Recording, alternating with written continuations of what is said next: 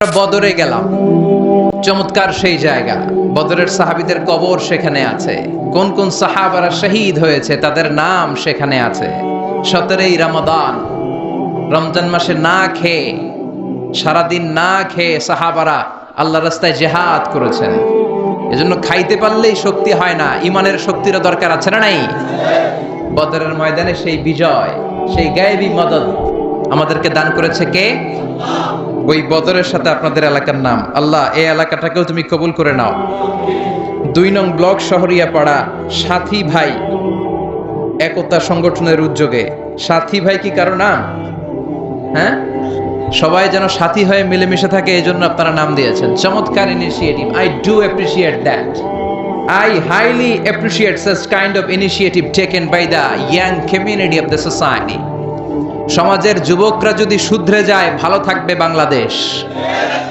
সমাজের যুবকগুলো যদি বিশ্বনবীর সুন্নাহ মানে, ভালো থাকবে আমার এই ভূখণ্ড। এজন্য বিষ্ণু ঈসা ইসলাম যখন ইয়াং ছিলেন তখন হালাফুল ফুদুল নামে একটা সোসাইটি করেছিলেন। আমরা বাংলায় এটাকে বলি হিলফুল ফুজুল, আসলে আরবিতে এটা হচ্ছে হালাফুল ফুদুল। হালাফ মানে টু টেক এন ওথ, শপথ নেয়া। আর ফুদুল এটা ফাদলুরের প্লুরাল, মানে ভালো কাজ। কোনো খারাপ কাজ মক্কার জমিনে হতে দেয়া যাবে না। কোনো টেন্ডারবাজি হবে না, কোনো চাঁদাবাজি হবে না, কোনো নারীর ওড়না ধরে টান দেয়া যাবে না, মাজলুমের উপর জালিমের কোনো অত্যাচার সহ্য করা যাবে না। এই কথাগুলোর উপর ইয়াং সোসাইটিদেরকে নিয়ে বিশ্বনবী একটা অর্গানাইজেশন করেছেন, এটার নাম হচ্ছে হালাফুল ফুদুল।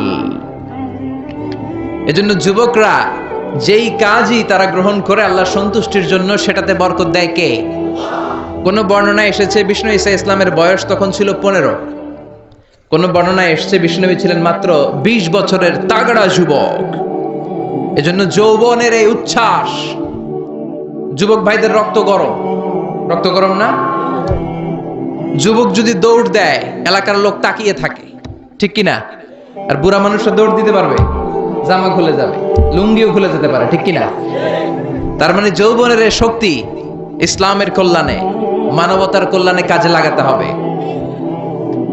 কিন্তু দুঃখজনক হলেও সত্যি, বাংলাদেশের যুবক সমাজকে ধ্বংস করে দেওয়ার জন্য গভীর ষড়যন্ত্র চলছে।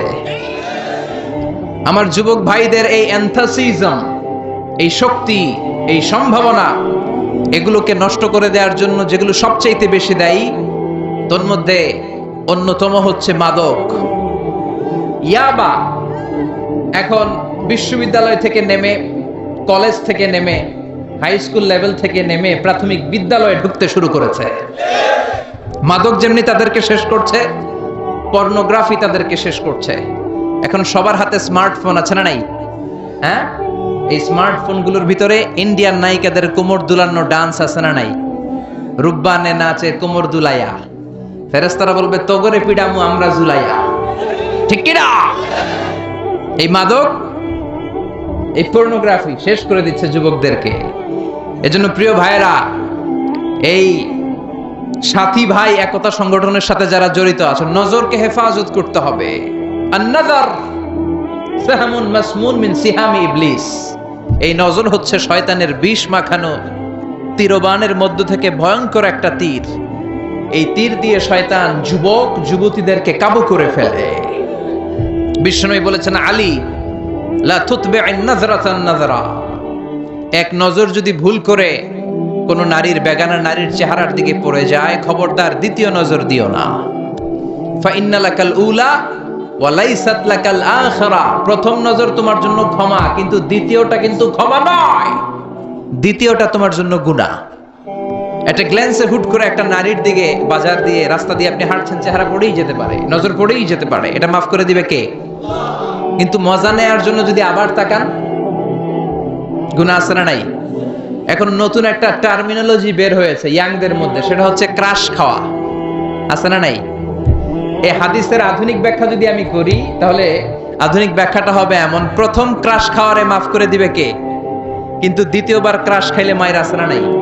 কথা বলেন।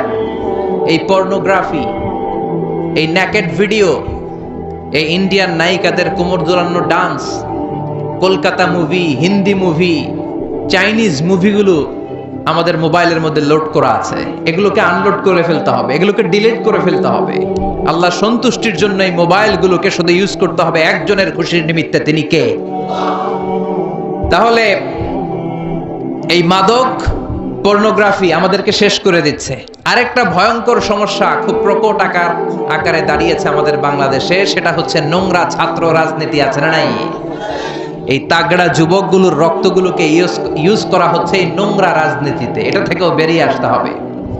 পৃথিবীর বিভিন্ন দেশে যুবকদেরকে ইসলামের পথে নিয়ে আসার জন্য নানা ধরনের মেকানিজম, নানা ধরনের স্ট্র্যাটেজি বাস্তবায়ন করা হচ্ছে। তার বিপরীতে আমার এই প্রিয় বাংলাদেশে মুসলিম যুবকদের যে চারিত্রিক মাধুর্যতা আর নৈতিক মানদণ্ড থাকার কথা ছিল, তার কোনোটাই নাই। চিল্লায় বলেন ঠিক কিনা? আল্লাহ জাতিকে তুমি হেফাজত করো, আমার যুবক ভাইদেরকে তুমি হেফাজত করো। সম্মানিত ভাইয়েরা, আসুন শুরুতেই আমরা আল্লাহ রাব্বুল ইজ্জাত ওয়াল জালালের দরবারে শুকরিয়ার মস্তক অবনত করি যে আল্লাহ তাআলা এরকম চমৎকার একটি পরিবেশে আমাদেরকে বসার সুযোগ করে দিয়েছেন। গতকালও আমাদের একটা বড় প্রোগ্রাম ছিল, অনেক আলেমদের মিলন মেলা, ভেরি হাই ভোল্টেজ প্রোগ্রাম। অনেক ভালো ভালো আলোচক, অনেক ভালো ভালো মুফাসসিরে কোরআনদের একটা মিলন মেলা হওয়ার কথা ছিল, হয় নাই। কিন্তু এইখানে কথা বলার সুযোগ করে দিচ্ছে কে? এজন্য আমি প্রায় বলি, কোরআনের আওয়াজকে স্তব্ধ করে দেয়া যায় না, কোরআনের গতিকে থামিয়ে দেয়া যায় না। কোরআনের গতিকে থামাতে গেলে ওর গতি আউট হয়ে যাবে। চিল্লায় এখন ঠিক কিনা? এজন্য কোরআনের আওয়াজের সাথে নিজের আওয়াজকে বুলন্দ করতে হবে, কোরআনের মেজাজের সাথে নিজের মেজাজকে মিলাতে হবে, কোরআনের পক্ষে থাকতে হবে, কোরআনের জন্য জীবন দেওয়ার শপথ করতে হবে। চিল্লায় বলেন ঠিক কিনা? আজকে যে বইটা থেকে আমরা কয়েক মিনিট কথা শুনবো, বইটার নাম কি? কোনো ভুল আছে? সন্দেহ আছে? সংশয় আছে? এই কোরআনের বিপক্ষে কথা বললে ওর সাথে সম্পর্ক আছে? ওর কোনো কথা আমরা মানতে চাই না। চিল্লায় বলেন ঠিক কিনা? আগে কোরআন মানবি, তখন তোর জন্য আমার অন্তর থেকে দোয়া আসবে। চিল্লায় বলেন ঠিক কিনা? আর কোরআনের বিরুদ্ধে কথা বললে তোর জন্য এক ফোঁটা দয়া, মায়া, ভালোবাসা আমার অন্তরে না। এজন্য আমরা এই মহাবিশ্বের মহাবিশ্বয় মহাগ্রন্থ আল কোরআন থেকে আলো নেয়ার চেষ্টা করব। The Quran came to this world in order to enlighten our heart. আমাদের হৃদয়টাকে আলোকিত করতে এসেছে। It's a problem solving methodology. It's not a problem creating methodology. Quran প্রবলেমকে সলভ করে দেয়। সুবহানাল্লাহ কইবেন না? এই কোরআন কোনো প্রবলেম বাধায় না, কোনো জট সৃষ্টি করে না, কোনো জট পাকায় না। কোরআন জট খুলে দেয়। এজন্য সব সমস্যার সমাধান কোরআনের ভেতরে আছে না নাই? সব সমস্যার সমাধান দিতে পারে। সমাধান চাও যদি জীবনে, মরণে ফিরে যাও, খুঁজে নাও, চোখ রাখো কোরআনে। ঠিক কি না? চোখ রাখবেন কোথায়? নাকি এটিএন বাংলার পর্দায়, চ্যানেল 24 এর পর্দায়, জি বাংলার পর্দায়, স্টার জলসা? চোখ রাখতে হবে কোথায়? সবাই পড়েন, সমাধান চাও যদি জীবনে, মরণে ফিরে যাও, খুঁজে নাও, চোখ রাখো কোরআনে। If you want the solution this dunya and akhirah, go back, have a look to the holy Qur'ane. Allahu Akbar! তার মানে এই জীবন চলার পথে যত সমস্যা হবে, সব সমস্যার সমাধান কোরআনে দিয়েছে কে?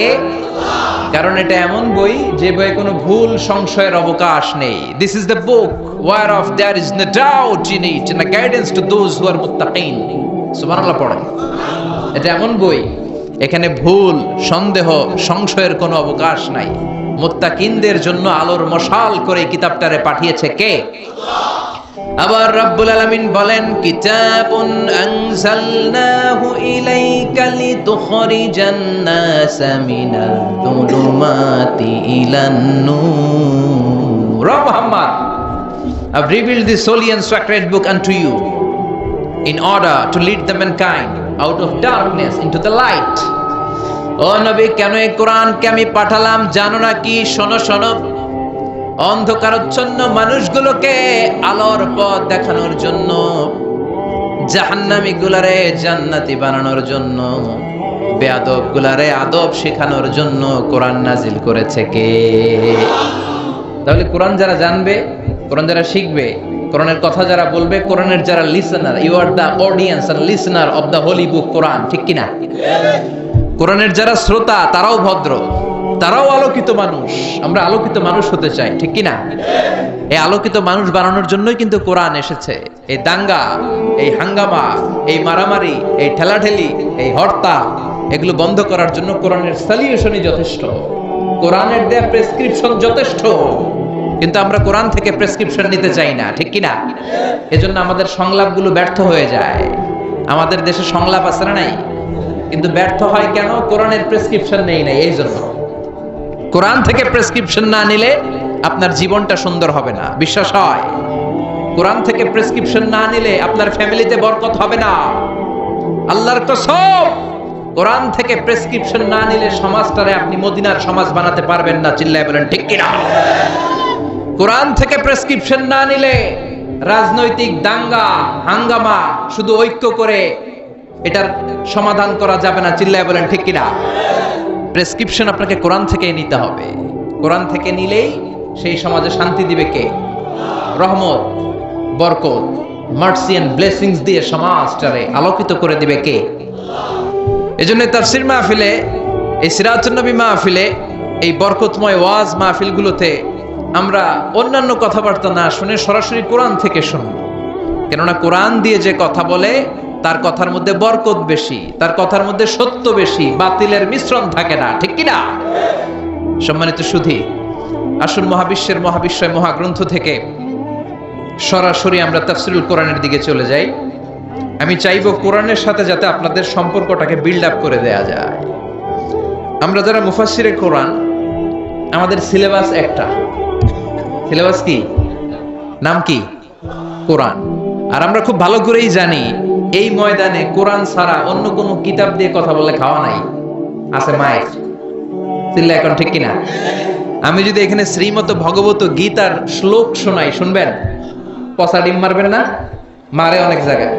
আপনাদের এখানে একটা বড় মাহফিল হয়, কে যেন উঠছিল পচা ডিমও মারছে, জুতাও মারছে। আছে না নাই? আছে না নাই? তো এই জন্য এই ময়দানে একটা সিলেবাস থেকে কথা বলতে হয়। সিলেবাসটার নাম হচ্ছে কোরআন। এর বাইরে কোনো কথা আমরা বলতে পারি না। যারাই কথা বলবে তাদেরকেই কোরআন থেকেই বলতে হবে, কারণ কোরআনের সাথে অ্যাটাচমেন্ট করে দেয়াই হচ্ছে আমাদের কাজ। এজ এ দাঈ ইলাল্লাহ, it's our prime responsibility to make an attachment with the holy Quran. কোরআনের সাথে সম্পর্ক কিভাবে বিল্ড আপ করা যায়, কেমন করে কোরআনের রাস্তাটা সহজ করে আপনাদেরকে চিনিয়ে দেয়া যায়, এটাই হচ্ছে আমাদের দায়িত্ব, ঠিক কিনা? আসুন আমরা সরাসরি মহাবিশ্বের মহাবিশ্বয় মহাগ্রন্থল কোরআন থেকে কথা শুনি। আমি আপনাদের খেদমতে ছোট্ট একটা সূরা, মাত্র 4 আয়াতের। আয়াত কয়টা? এই পুরা সূরাটার মধ্যে শব্দ আছে 15টা। কয়টা? এই সূরাটার মধ্যে অক্ষর আছে 47টা। কয়টা? তো 47টি অক্ষর বিশিষ্ট, 15টি শব্দ বিশিষ্ট, শুধুমাত্র কেবলমাত্র 4টি আয়াত বিশিষ্ট ছোট্ট একটি সূরা। আপনাদের খেদমতে এই চমৎকার রজনীতে আমি এই সূরার আলোকে কিছু কথা বলার চেষ্টা করব ইনশাআল্লাহ। আমাদের আলোচনাগুলো হওয়া উচিত শুধুমাত্র কেবলমাত্র একজনকে খুশি করার জন্য, তিনি কে? তাহলে এই মাহফিলগুলো সার্থক। উদ্দেশ্য থাকতে হবে যে আমি এসেছি সরাসরি কোরআন থেকে শুনবো।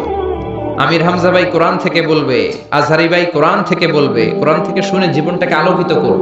আজহারি ভাইরে দেখতে আসছি এই নিয়তে না, হামজা ভাইরে দেখতে আসছি এই নিয়তে না, সস্তা কিছু স্লোগান দিয়ে মাঠ গরম করে ফেলবো এই নিয়তে না, জীবনটাকে পরিবর্তনের জন্য, ঠিক কিনা? আমরা ছোট্ট একটি সূরা তেলাওয়াত করেছি। সূরাটির নাম সূরাতুল ইখলাস। সবাই বলেন সূরাটির নাম, আরো জোরে বলেন, চিল্লায় বলেন, সূরার নাম কি? সূরাতুল ইখলাস। এটার বড় অভাব সমাজে, এটার বড় আলেম, সাধারণ মানুষ, নেতৃবৃন্দ, নারী পুরুষ নির্বিশেষে সবচেয়ে যে জিনিসটির অভাব আমাদের সমাজে সেটি কি? আল্লাহুম্মা রযুকনা ইখলাস ইয়া রাব। আল্লাহুম্মা রযুকনা ইখলাস ইয়া রাব। হে আল্লাহ, তুমি ইখলাসকে আমাদের রিজিক হিসেবে কবুল করে নাও। এই সূরাটি মাক্কি সূরা। আপনারা জানেন যে আমার আলোচনার স্টাইল হচ্ছে আমি ক্লাসের মতো করে কথা বলি। I consider all the sitting personality in front of me as a student of me. আমার সামনে যারাই বসা থাকে, মুরব্বী, আমার বয়সের ছোট, সবাইকে আমি ছাত্র মনে করি। আর আমি যখন কথা বলি আমি নিজেকে শিক্ষক মনে করি, কেননা এটা নবীদের কাজ। বুইসতু মুআল্লিমান, বিশ্বনবীরে শিক্ষক বানিয়ে পৃথিবীর বুকে পাঠিয়েছে কে? আবার আমার আগে যিনি কথা বলছিলেন উনি ছিলেন আমাদের শিক্ষক, আমার শিক্ষক। আবার আমার পরে হামজা ভাই যখন কথা বলবেন উনি হয়ে যাবেন আমাদের শিক্ষক। আমরা সবাই কোরআনের ছাত্র। কোরআনের ছাত্র হয়ে বাঁচলেও লাভ, মরলেও লাভ, ঠিক কিনা? সম্মানিত ভাইরা, সূরাতুল ইখলাস ছোট্ট একটি সূরা, মাক্কি সূরা। হিজরতের আগে যে সূরাগুলো নাজিল হয়েছে এগুলো মাক্কি, হিজরতের পরে যে সূরাগুলো নাজিল হয়েছে এগুলো মাদানী। জানেন না সবাই? এই সূরাটা মুখস্থ নাই কার কার? হাত তোলেন। একজন। ওনার একটা নোবেল প্রাইজ দিয়ে দেন। উনি ইখলাস মুখস্থ করতে পারে নাই, আসলে পারছে, আনন্দের ঠেলায় হাত তুলছে। সুবহানাল্লাহ বলেন। রুফিআ আন উম্মতি আল খাতাউ ওয়ান নিসিয়ান, ভুল করে কিছু করলে আল্লাহ মাফ করে দেয়। না বুঝে ভুল করে হাত তুলছে, কি আল্লাহ আমরা পাইছি, ভুল করলে উনি মাফ করে। আল্লাহু আকবার। আমরা সবাই ভুলকারী, ভুল নাই এমন কোন মানুষ নাই। বিশ্বনবী বললেন কুল্লুকুম খাত্তাউন ওয়া খায়রুল খাত্তাইনা তাওয়াবুন, তোমরা সবাই পাপী, তোমরা সবাই ভুল করো। আর এই ভুলকারী আর পাপীদের মধ্যে শ্রেষ্ঠ পাপী ওই পাপী যেই পাপী পাপ করার পরে তওবা করে কার কাছে? পাপ নাই, ভুল নাই এমন কোন মানুষ নাই, ঠিক কি না? কিন্তু পাপীদের মধ্যে, ভুলকারীদের মধ্যে আল্লাহর কাছে সবচাইতে শ্রেষ্ঠ পাপী, সবচাইতে প্রিয় ভুলকারী ওই ভুলকারী ভুল করার পরেই তওবা করে কার কাছে? ইয়া আইয়ুহাল্লাযীনা আমানু তুবু ইলাল্লাহি তাওবাতান নাসুহা, ও গোলাম তওবার মতো তওবা করো, ও বিশ্বাসীরা তওবা করো। তওবার মতো তওবা করলে সব গুনাহ মাফ করে দেয় কে? আল্লাহ বলে আমার কাজ তোদের তওবা কবুল করা। গাফিরিয যামবি ওয়া কাবিলিত তাওব, তোদের কাজ হলো গুনাহ করা, শয়তানের কাজ হলো ওয়াসওয়াসা দেয়া, তোদের কাজ হলো ওয়াসওয়াসার মধ্যে পড়ে গুনাহ করা। আমি আল্লাহর কাজ হলো খালি ক্ষমা করা। সুবহানাল্লাহ পড়েন।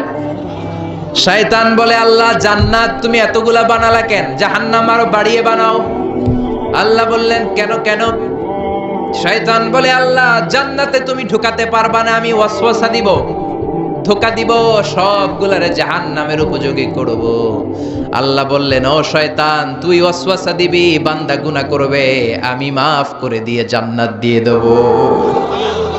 শয়তান বলে আল্লাহ হিসাব এত সহজ না, আমি ডান দিক থেকে ধোঁকা দেব, বাম দিক থেকে দেব, সামনে থেকে, পেছন থেকে, নিচ থেকে, একেবারে রক্তের শিরা উপশিরার ভেতরে ঢুকে ঢুকে, মাজরাদ্দাম, রক্তের শিরা উপশিরার ভেতরে, রগের ভেতরে ঢুকে ঢুকে ধোঁকা দেব। একটারেও জান্নাতে ঢুকাতে পারবেন না, আমি চ্যালেঞ্জ দিলাম। আল্লাহ বললেন শয়তান তুই আমারে চ্যালেঞ্জ দেস? আমি তো মহারাজা, আমার সাথে চ্যালেঞ্জ চলে না। তুই আমাকে চ্যালেঞ্জ দিলি, আমিও তোর চ্যালেঞ্জ দিলাম। যা, I take your challenge, I take your challenge. তুই আজীবন ধোঁকা দিবি, তুই আজীবন ওয়াসওয়াসা দিবি।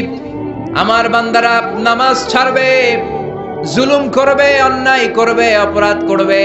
সিরাতুন নবীর মাহফিলে একদিন এসে, তাফসিরের মাহফিলে একদিন এসে অনুশোচনা করে চোখের পানি ছেড়ে ক্ষমা চাইবে।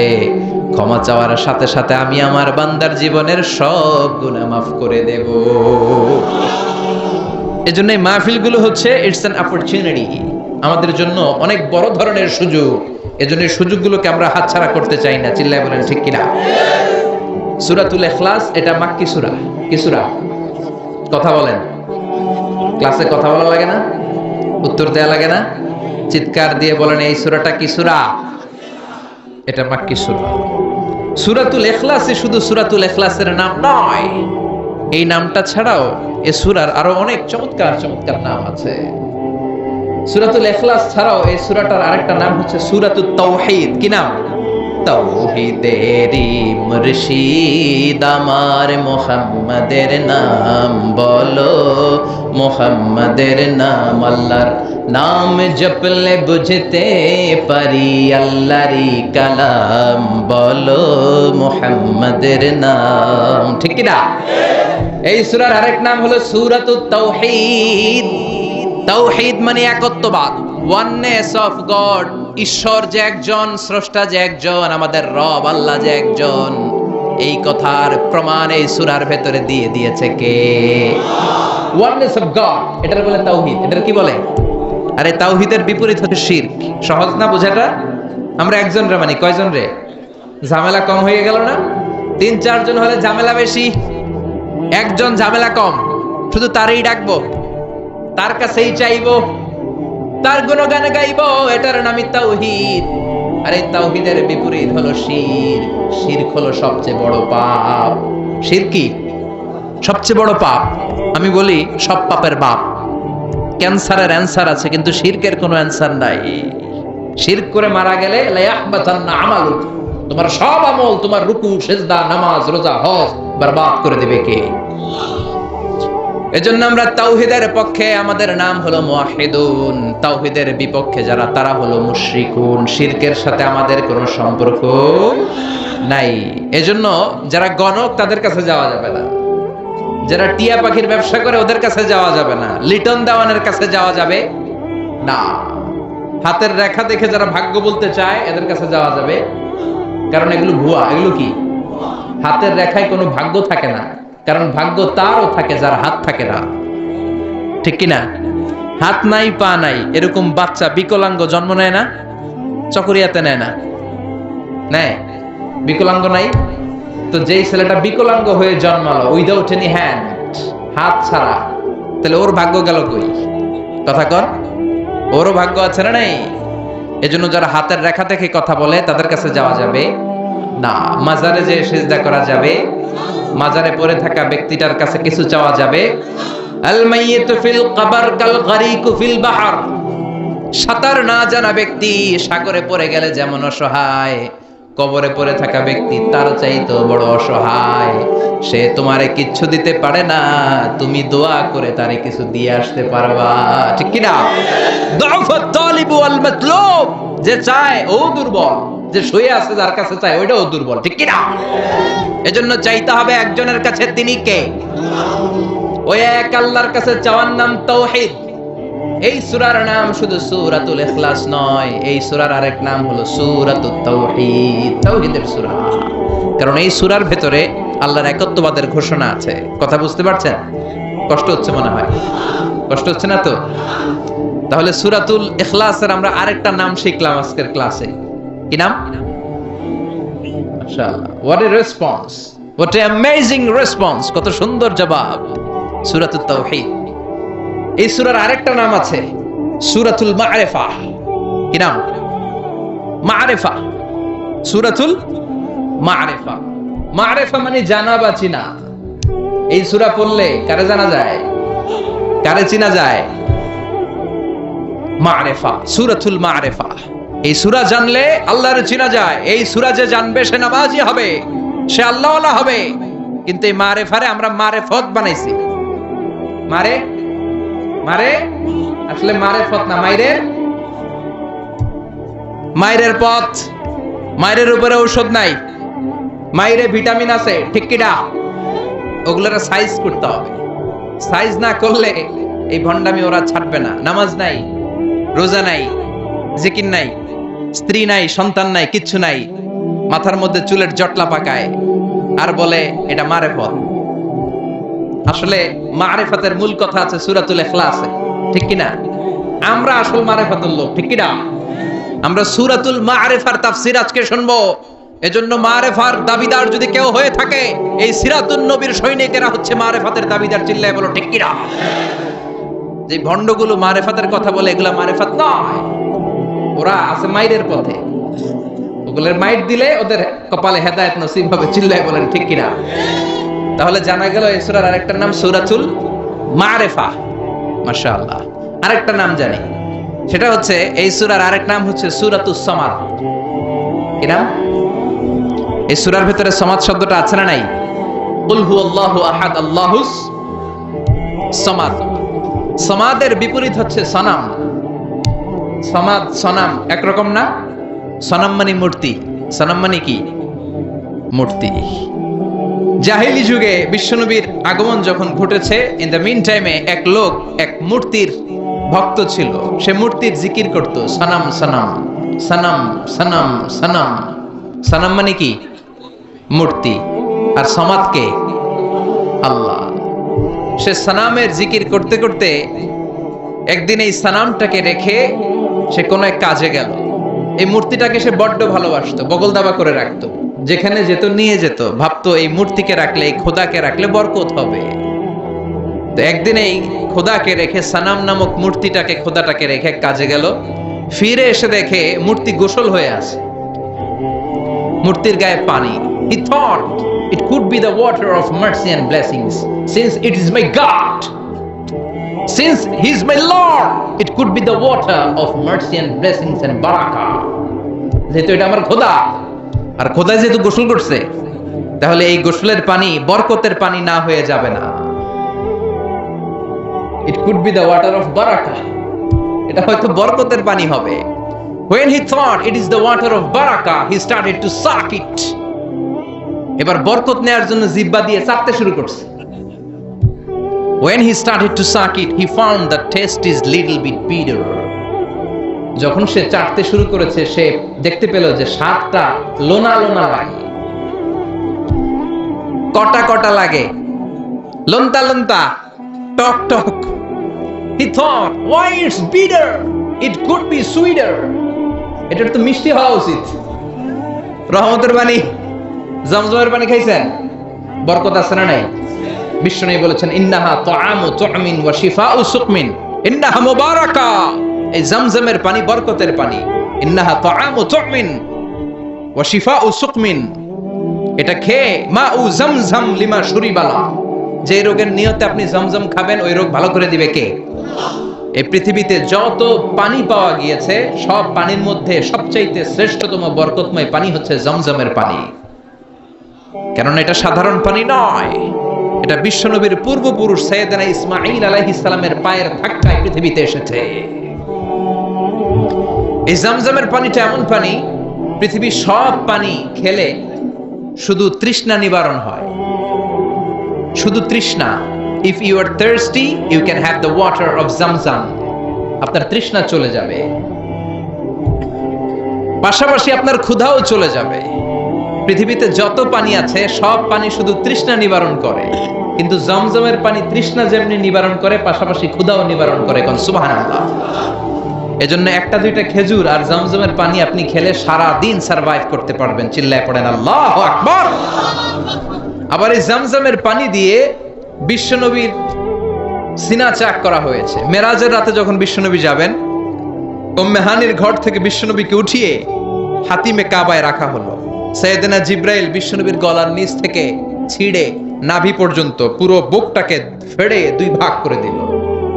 বিশ্বনবীর কলবটাকে বের করে এই জমজমের পানি দিয়ে ধৌত করল।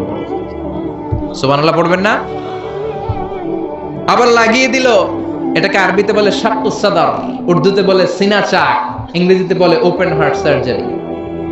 বিশ্বনবীকে যে সমস্ত সাহাবারা তাদের পুরো জীবনে খালি গায়ে দেখেছে, উদম গায়ে, গায়ে জামা নেই, তারা বলেছে আমরা দেখেছি বিশ্বনবীর গলা থেকে নাভি পর্যন্ত কেমন যেন শিলায়ের মতো দাগ দেখা যায়।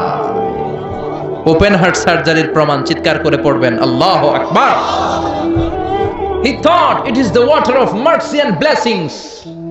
সে ভাবলো এই মূর্তির গায়ে যেহেতু পানি, আমার খোদার গায়ে পানি, এটা তো রহমতের পানি হবে। কিন্তু টক লাগে কেন, লোনা লাগে কেন? ঘটনা কি? সে ডানে বায়ে তাকাতে লাগলো। ঘটনা কি? কোত্থেকে আসলো এই রহমত? রহমত কোত্থেকে আসলো?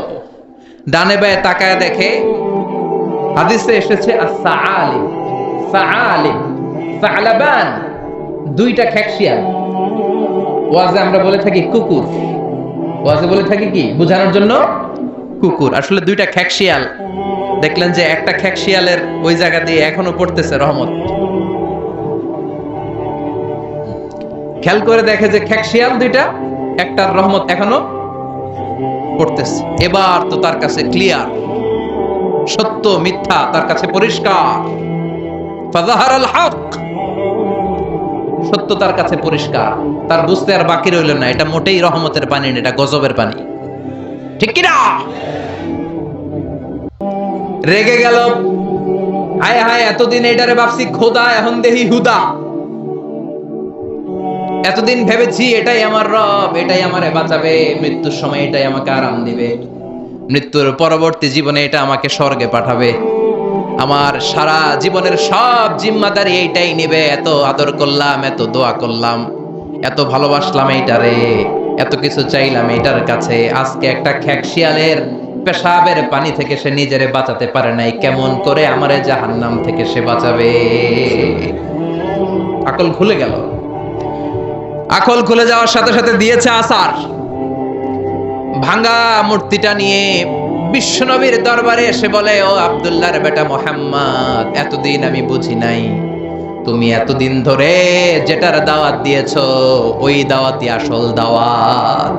ঝিনুকের ভেতর লুকিয়ে থাকে যেমন মতি, ঝিনুকের ভেতর লুকিয়ে থাকে যেমন মতি, কলমা শাহাদাতে আছে আল্লাহর জ্যোতি, কলমা শাহাদাতে আছে আল্লাহর জ্যোতি। পড়েন, ঝিনুকের ভেতর লুকিয়ে থাকে যেমন মতি, ঝিনুকের ভেতর লুকিয়ে থাকে যেমন মতি, কলমা শাহাদাতে আছে আল্লাহর জ্যোতি, কলমা শাহাদাতে আছে আল্লাহর জ্যোতি। আল্লাহু আকবার। আল্লাহর সেই নূরের জ্যোতি তার হৃদয়টাকে উজালা করে দিল। এসে বলে, আব্দুল্লাহর বেটা মুহাম্মদ, এতদিন বুঝি নাই, আজ আমার চোখের পর্দা সরে গিয়েছে, হক আর বাতিল আমি ঠায় দিব্যি দাঁড়িয়ে বুঝতে পারছি। এই ভাঙা মূর্তির টুকরা আমার কপাল কেমন করে পরিবর্তন করবে, ও তো নিজের এই পেশাব থেকে বাঁচাতে পারে না। আর আমি মূর্তির পূজা করতে চাই না, আমারে পড়িয়ে দাও লা ইলাহা ইল্লাল্লাহু মুহাম্মাদুর রাসূলুল্লাহ সাল্লাল্লাহু আলাইহি ওয়াসাল্লাম। সূরাতুস সামাদ, এটা সামাদের সূরা, যে সামাদ মানুষকে আলোকিত করে, যে সামাদ মানুষকে হেদায়েত দেয়, যে সামাদ মানুষকে পথ দেখায়। চিৎকার করে বলেন ঠিক কিনা? তাহলে তিনটা নাম আমরা জানলাম, এক হচ্ছে সূরাতুত তাওহীদ, দুই হচ্ছে সূরাতুল মাআরিফা, তিন হচ্ছে সূরাতুস সামাদ। আবার বলেন, এক হচ্ছে সূরাতুল, দুই হচ্ছে সূরাতুল, তিন হচ্ছে সূরাতুস। 100 পাবে, প্রশ্ন করলে 100তে 100 পাবে। আল্লাহ তুমি কবুল করো। এই সূরাটা অনেক বরকতপূর্ণ সূরা। এই সূরাটা বিষ্ণু ঈসা ইসলাম ফজরের সুন্নাত নামাজ যখন পড়তেন তখন পড়তেন এই সূরাটা। মাগরিবের সুন্নাতে বিষ্ণু ঈসা ইসলাম এই সূরাটা পড়তেন। আবার যারা হজ উমরা করেছেন, তাওয়াফের পরে 2 রাকাত নামাজ পড়া সুন্নাহ, ওই 2 রাকাত নামাজের দ্বিতীয় রাকাতে বিষ্ণুনবী এই সূরাটা পড়তেন। তাওয়াফ করতে হয় না? একটা ঘর আছে, ওয়ালিয়াতাওয়াফু বিল বাইতিল আতীক। আল্লাহ বলেন, আমার এই প্রাচীন ঘরটার চারদিক দিয়ে তাওয়াফ করো। সব নবীরা করেছে, তোমরাও করো। সুবহানাল্লাহ।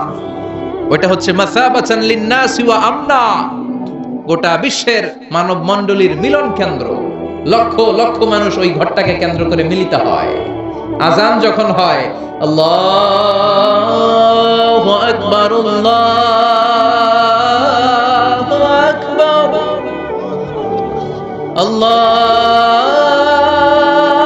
আল্লাহু আকবার, আল্লাহু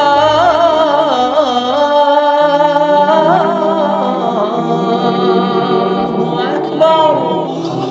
মসজিদুল হারামে যখন আজান হয়, দেখবেন চারদিক থেকে শারে আল হিজরা দিয়ে, আজিয়াদ রোড দিয়ে, জারওয়াল দিয়ে, গাজ্জা দিয়ে, মসজিদুল হারামের চারদিকের হোটেলের গলি অলি, গলি পথ রাস্তা সব ব্লক হয়ে মানুষগুলো মৌমাছির মতো আল্লাহর এই ঘরকে কেন্দ্র করে ছুটতে থাকে। প্রতিদিন ওই ঘরে 120টা রহমত নাজিল হয়। কয়টা? আরো জোরে সবাই বলেন, কয়টা? 60 রহমত যারা তাওয়াফ করে তাদের জন্য। 40 লিল মুসাল্লিন, 40টা রহমত যারা কাবা ঘরে নামাজ পড়ে তাদের জন্য। 40 আর 60 100, আর বাকি রইল কয়টা? বলে 20 লিন্নাজিরিনা ইলাল কাবা, বাকি 20টা যারা নামাজও পড়ে না, তাওয়াফও করে না, শুধু কাবার দিকে তাকিয়ে থাকে তাদের জন্য। তার মানে কাবার দিকে নজর করলে সওয়াব আছে না নাই? 3 জিনিসের দিকে নজর করা মাত্রই সওয়াব। আন-নাযার ইলা সালাসাতি আশিয়া ইবাদা। আন-নাযার ইলাল মুসহাফ, কোরআন পড়তে পারেন না, বয়স হয়ে গেছে, এখন বুঝতে পারছেন, কি করবেন? পড়তে পারেন না, খুলে শুধু চোখের পানি ছাড়েন আর পৃষ্ঠাগুলো উল্টান, সওয়াব আছে না নাই?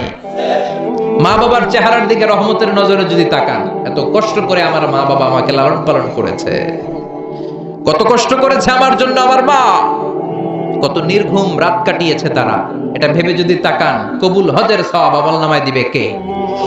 আন-নাযার ইলাল কাবা, মসজিদ আল হারাম, যে মসজিদে 1 রাকাত সালাত পড়লে 1 লক্ষ রাকাতের সওয়াব দেয় কে? যে কাবা ঘরে সাইয়েদনা ইব্রাহিমের হাত লেগেছে, পা লেগেছে, সাইয়েদনা ইসমাইলের পা লেগেছে, বিশ্বনবীর হাত লেগেছে, সাহাবাদের হাত লেগেছে। আল্লাহু আকবার। ওই কাবা ঘরের দিকে যদি নজর করেন, সেটাতেও সওয়াব, নজর করা মাত্রই সওয়াব। এই কাবাকে কেন্দ্র করে তাওয়াফ করতে হয়, 7টা টার্নিং করলে, টার্ন অ্যাবাউট করলে একটা তাওয়াফ কমপ্লিট হয়। এই তাওয়াফ করার পরে 2 রাকাত নামাজ পড়া সুন্নাহ, বিশ্বনবী পড়তেন। আপনারা যারা উমরা করতে যাবেন পড়বেন, তাওয়াফের পরে 2 রাকাত পড়তে হয়। এই 2 রাকাত সালাতের দ্বিতীয় রাকাতে বিশ্বনবী সূরাতুল ইখলাস পড়তেন, সুবহানাল্লাহ পড়ো। আবার বিতিরের সালাতের শেষের রাকাতে পড়তেন, আল্লাহু আকবার। তাহলে আমরা পেলাম ফজরের 2 রাকাত সুন্নতে বিশ্বনবী সূরাতুল ইখলাস পড়তেন, মাগরিবের 2 রাকাত সুন্নতে বিশ্বনবী সূরাতুল ইখলাস পড়তেন। তাওয়াফের পরে যে 2 রাকাত নামাজ পড়তে হয়, তার দ্বিতীয় রাকাতে সূরাতুল ইখলাস পড়তেন। আর বিতিরের সালাত, বিতিরের নামাজ নিয়ে ঠেলাঠেলি, অনেকগুলো পদ্ধতি আছে। 2 রাকাত করে পরে শেষে 1 রাকাত পড়বেন। কানাত রাসূলুল্লাহ ক্বাবলার রুকু বা'দার রুকু, রুকুর আগেও কুনুত করতেন, পরেও করতেন। আবার 3 রাকাত এক বৈঠকে পড়বেন, শুধু শেষবার বসবেন, 2 রাকাতের পরে বসবেন না, এভাবেও বিশ্বনবী পড়তেন। আর আমরা হানাফিরা যেটা পড়ি, এটার আম দলিল আছে, খাস দলিল নাই। বিশ্বনবী 3 রাকাত বিতরের সালাত পড়েছেন, তবে মাগরিবের মতো পড়তে নিষেধ করেছেন। আমরা মাগরিবের মতো পড়ি না, আমরা আবার 3 রাকাত পরে আল্লাহু আকবার বলে হাত বাঁধি, ঠিক কিনা? মাগরিবের নামাজে হাত বাঁধা আছে। আমরা আল্লাহুম্মা ইন্না নাস্তাঈনুক ওয়া নাস্তাগফিরুক এই দোয়া পড়ি, মাগরিবে এই দোয়া আছে। হানাফিরা এই হাদিসের আলোকে আম দলিল নিয়েছেন যে 3 রাকাত আমরা যেভাবে পড়ি, মাগরিব থেকে একটু টুইস্ট করে আলাদা, এভাবেও পড়া যাবে। এই মৌলিক 3টা পদ্ধতির যেটা দিয়ে মনে চায় সেটা দিয়ে পড়েন, কিন্তু বিভ্রান্তি সৃষ্টি করা যাবে না। আমরা কেউ তাবলীগ করি, আমরা কেউ জামাত ইসলাম করি, আমরা কেউ চরমনায়ের পীরের মুরিদ, আমরা কেউ বিভিন্ন দলের সাথে জড়িত, আমরা কেউ হেফাজতে ইসলাম, আমরা কেউ কৌমি, কেউ আলিয়া, কিন্তু আমাদের মুসলমানদের মধ্যে, আমাদের দাড়িওয়ালাদের মধ্যে, আমাদের টুপিওয়ালাদের মধ্যে আছে 100 বছরের ঐক্য এই ভূখণ্ডে। চিল্লায় বলেন ঠিক কিনা? এজন্য দাওয়াতের নামে, সহিহ হাদিসের নামে, ইসলামের নামে এই দেশের ঐক্য আপনারা নষ্ট করবেন না। এই ঐক্য নষ্ট করার কোনো অধিকার আপনাদের নাই। চিৎকার করে বলেন ঠিক কিনা? ইসলাম মানতে হলে সহিহ সুন্নাহর আলোকেই মানতে হবে, সহিহ কথার আলোকেই মানতে হবে। But your approach should be very flexible. আপনার অ্যাপ্রোচটা এমন অ্যাপ্রোচ হতে হবে যাতে করে মানুষ আপনার কথা বুঝে, মানুষ এটা সহজে রিসিভ করতে পারে। যিনি মুফতি, he can provide the legal opinion of Islam, সে ইসলামের ফতোয়া দিয়ে বেড়াবে। তার ফতোয়া একটা কমন জিনিস যেটা থাকতে হবে, আজকে মনে রাখবেন, সেটা হচ্ছে আত-তাইসির। আমার সাথে সাথে বলেন, সেটা কি? আত-তাইসির মানে সিম্পলিসিটি। সিম্পলিসিটি মানে সহজীকরণ। ইসলামের যত আহকাম, যত নিয়ম কানুন, যত কোডিং সিস্টেম, যত রুলিং সিস্টেম, যত লিগ্যাল অপিনিয়ন, সবগুলো আমাদের মানতে বুঝতে সহজ হবে, আমাদের জন্য কঠিন হবে না। তাই কঠিন ইসলাম এই ভূখণ্ডে প্রচার করার আপনাদের দরকার নাই। আমরা খুব ভালো করে ইসলামকে মানতে জানি, এবং সেটা সহিহ সুন্নাহর আলোকে। চিৎকার করে বলেন ঠিক কিনা? 100 বছরের ঐক্য আমরা নষ্ট হতে দেব না। দাড়িওয়ালাদের মধ্যে, টুপিওয়ালাদের মধ্যে এদেশে ঐক্য আছে না নাই? আছে না নাই? এই ঐক্যকে সংরক্ষণ করার দরকার আছে না নাই? আল্লাহ তুমি আমাদেরকে সহি সমঝ দান করো, আমরা পড়ি আমিন। আরো জোরে পড়েন আমিন। তাহলে বিষ্ণু ঈসা ইসলাম বিতিরের সালাতের শেষ রাকাতে পড়তেন, মনে আছে না ভুলে গেছেন? আপনাদের মনোযোগ আছে? একটু ঝিমায় পড়ছেন মনে হয়, ঝিমায় পড়ছেন। তাকবীর দেয়া যাবে? জোরে না আসতে? কত জোরে? যত জোরে দেন। লিল্লাহি তাকবীর, লিল্লাহি তাকবীর, লিল্লাহি তাকবীর। বিশ্বনবী এই সূরাটাকে বলেছেন সুলুসুল কোরআন, 1/3 অফ দ্য বুক। কি বলেছেন? সুলুসুল কোরআন, 1/3 অফ দ্য বুক। এই সূরা একবার পড়লে 10 পারার সওয়াব আমলনামায় দিবে কে? 2 বার পড়লে 20 পারার সওয়াব দিবে কে? 3 বার তেলাওয়াত করলে পুরো কোরআন খতমের সওয়াব দিবে কে? অনেক ব্যাখ্যাকারীরা বলেছেন না, সুলুসুল কোরআন দ্বারা এটা বোঝানো হয়নি যে একবার পড়লে 10 পারা। সুলুসুল কোরআন দিয়ে যেটা বোঝানো হয়েছে সেটা হচ্ছে পুরো কোরআনের 30 পারার কথাগুলোকে যদি সংক্ষিপ্ত করা হয় তাহলে 3টা কথা দাঁড়ায়। পুরো কোরআনটাকে যদি আমাকে বলেন মিজানুর রহমান আজহারি ভাই আপনি কনসাইজ করে প্রেসাইজ করে 3 শব্দে বলেন যে কোরআন আসলে আমাদেরকে কি মেসেজ দিতে চায়, তখন 3টা কথা বলতে হবে। 1 নাম্বার হচ্ছে তাওহীদ, 2 নাম্বার হচ্ছে রিসালাত, 3 নাম্বার হচ্ছে আখিরাত। আমার সাথে সাথে বলেন, 1 নাম্বার হচ্ছে তাওহীদ, 2 নাম্বার, 3 নাম্বার, আবার 1 নাম্বার, 2 নাম্বার, 3 নাম্বার।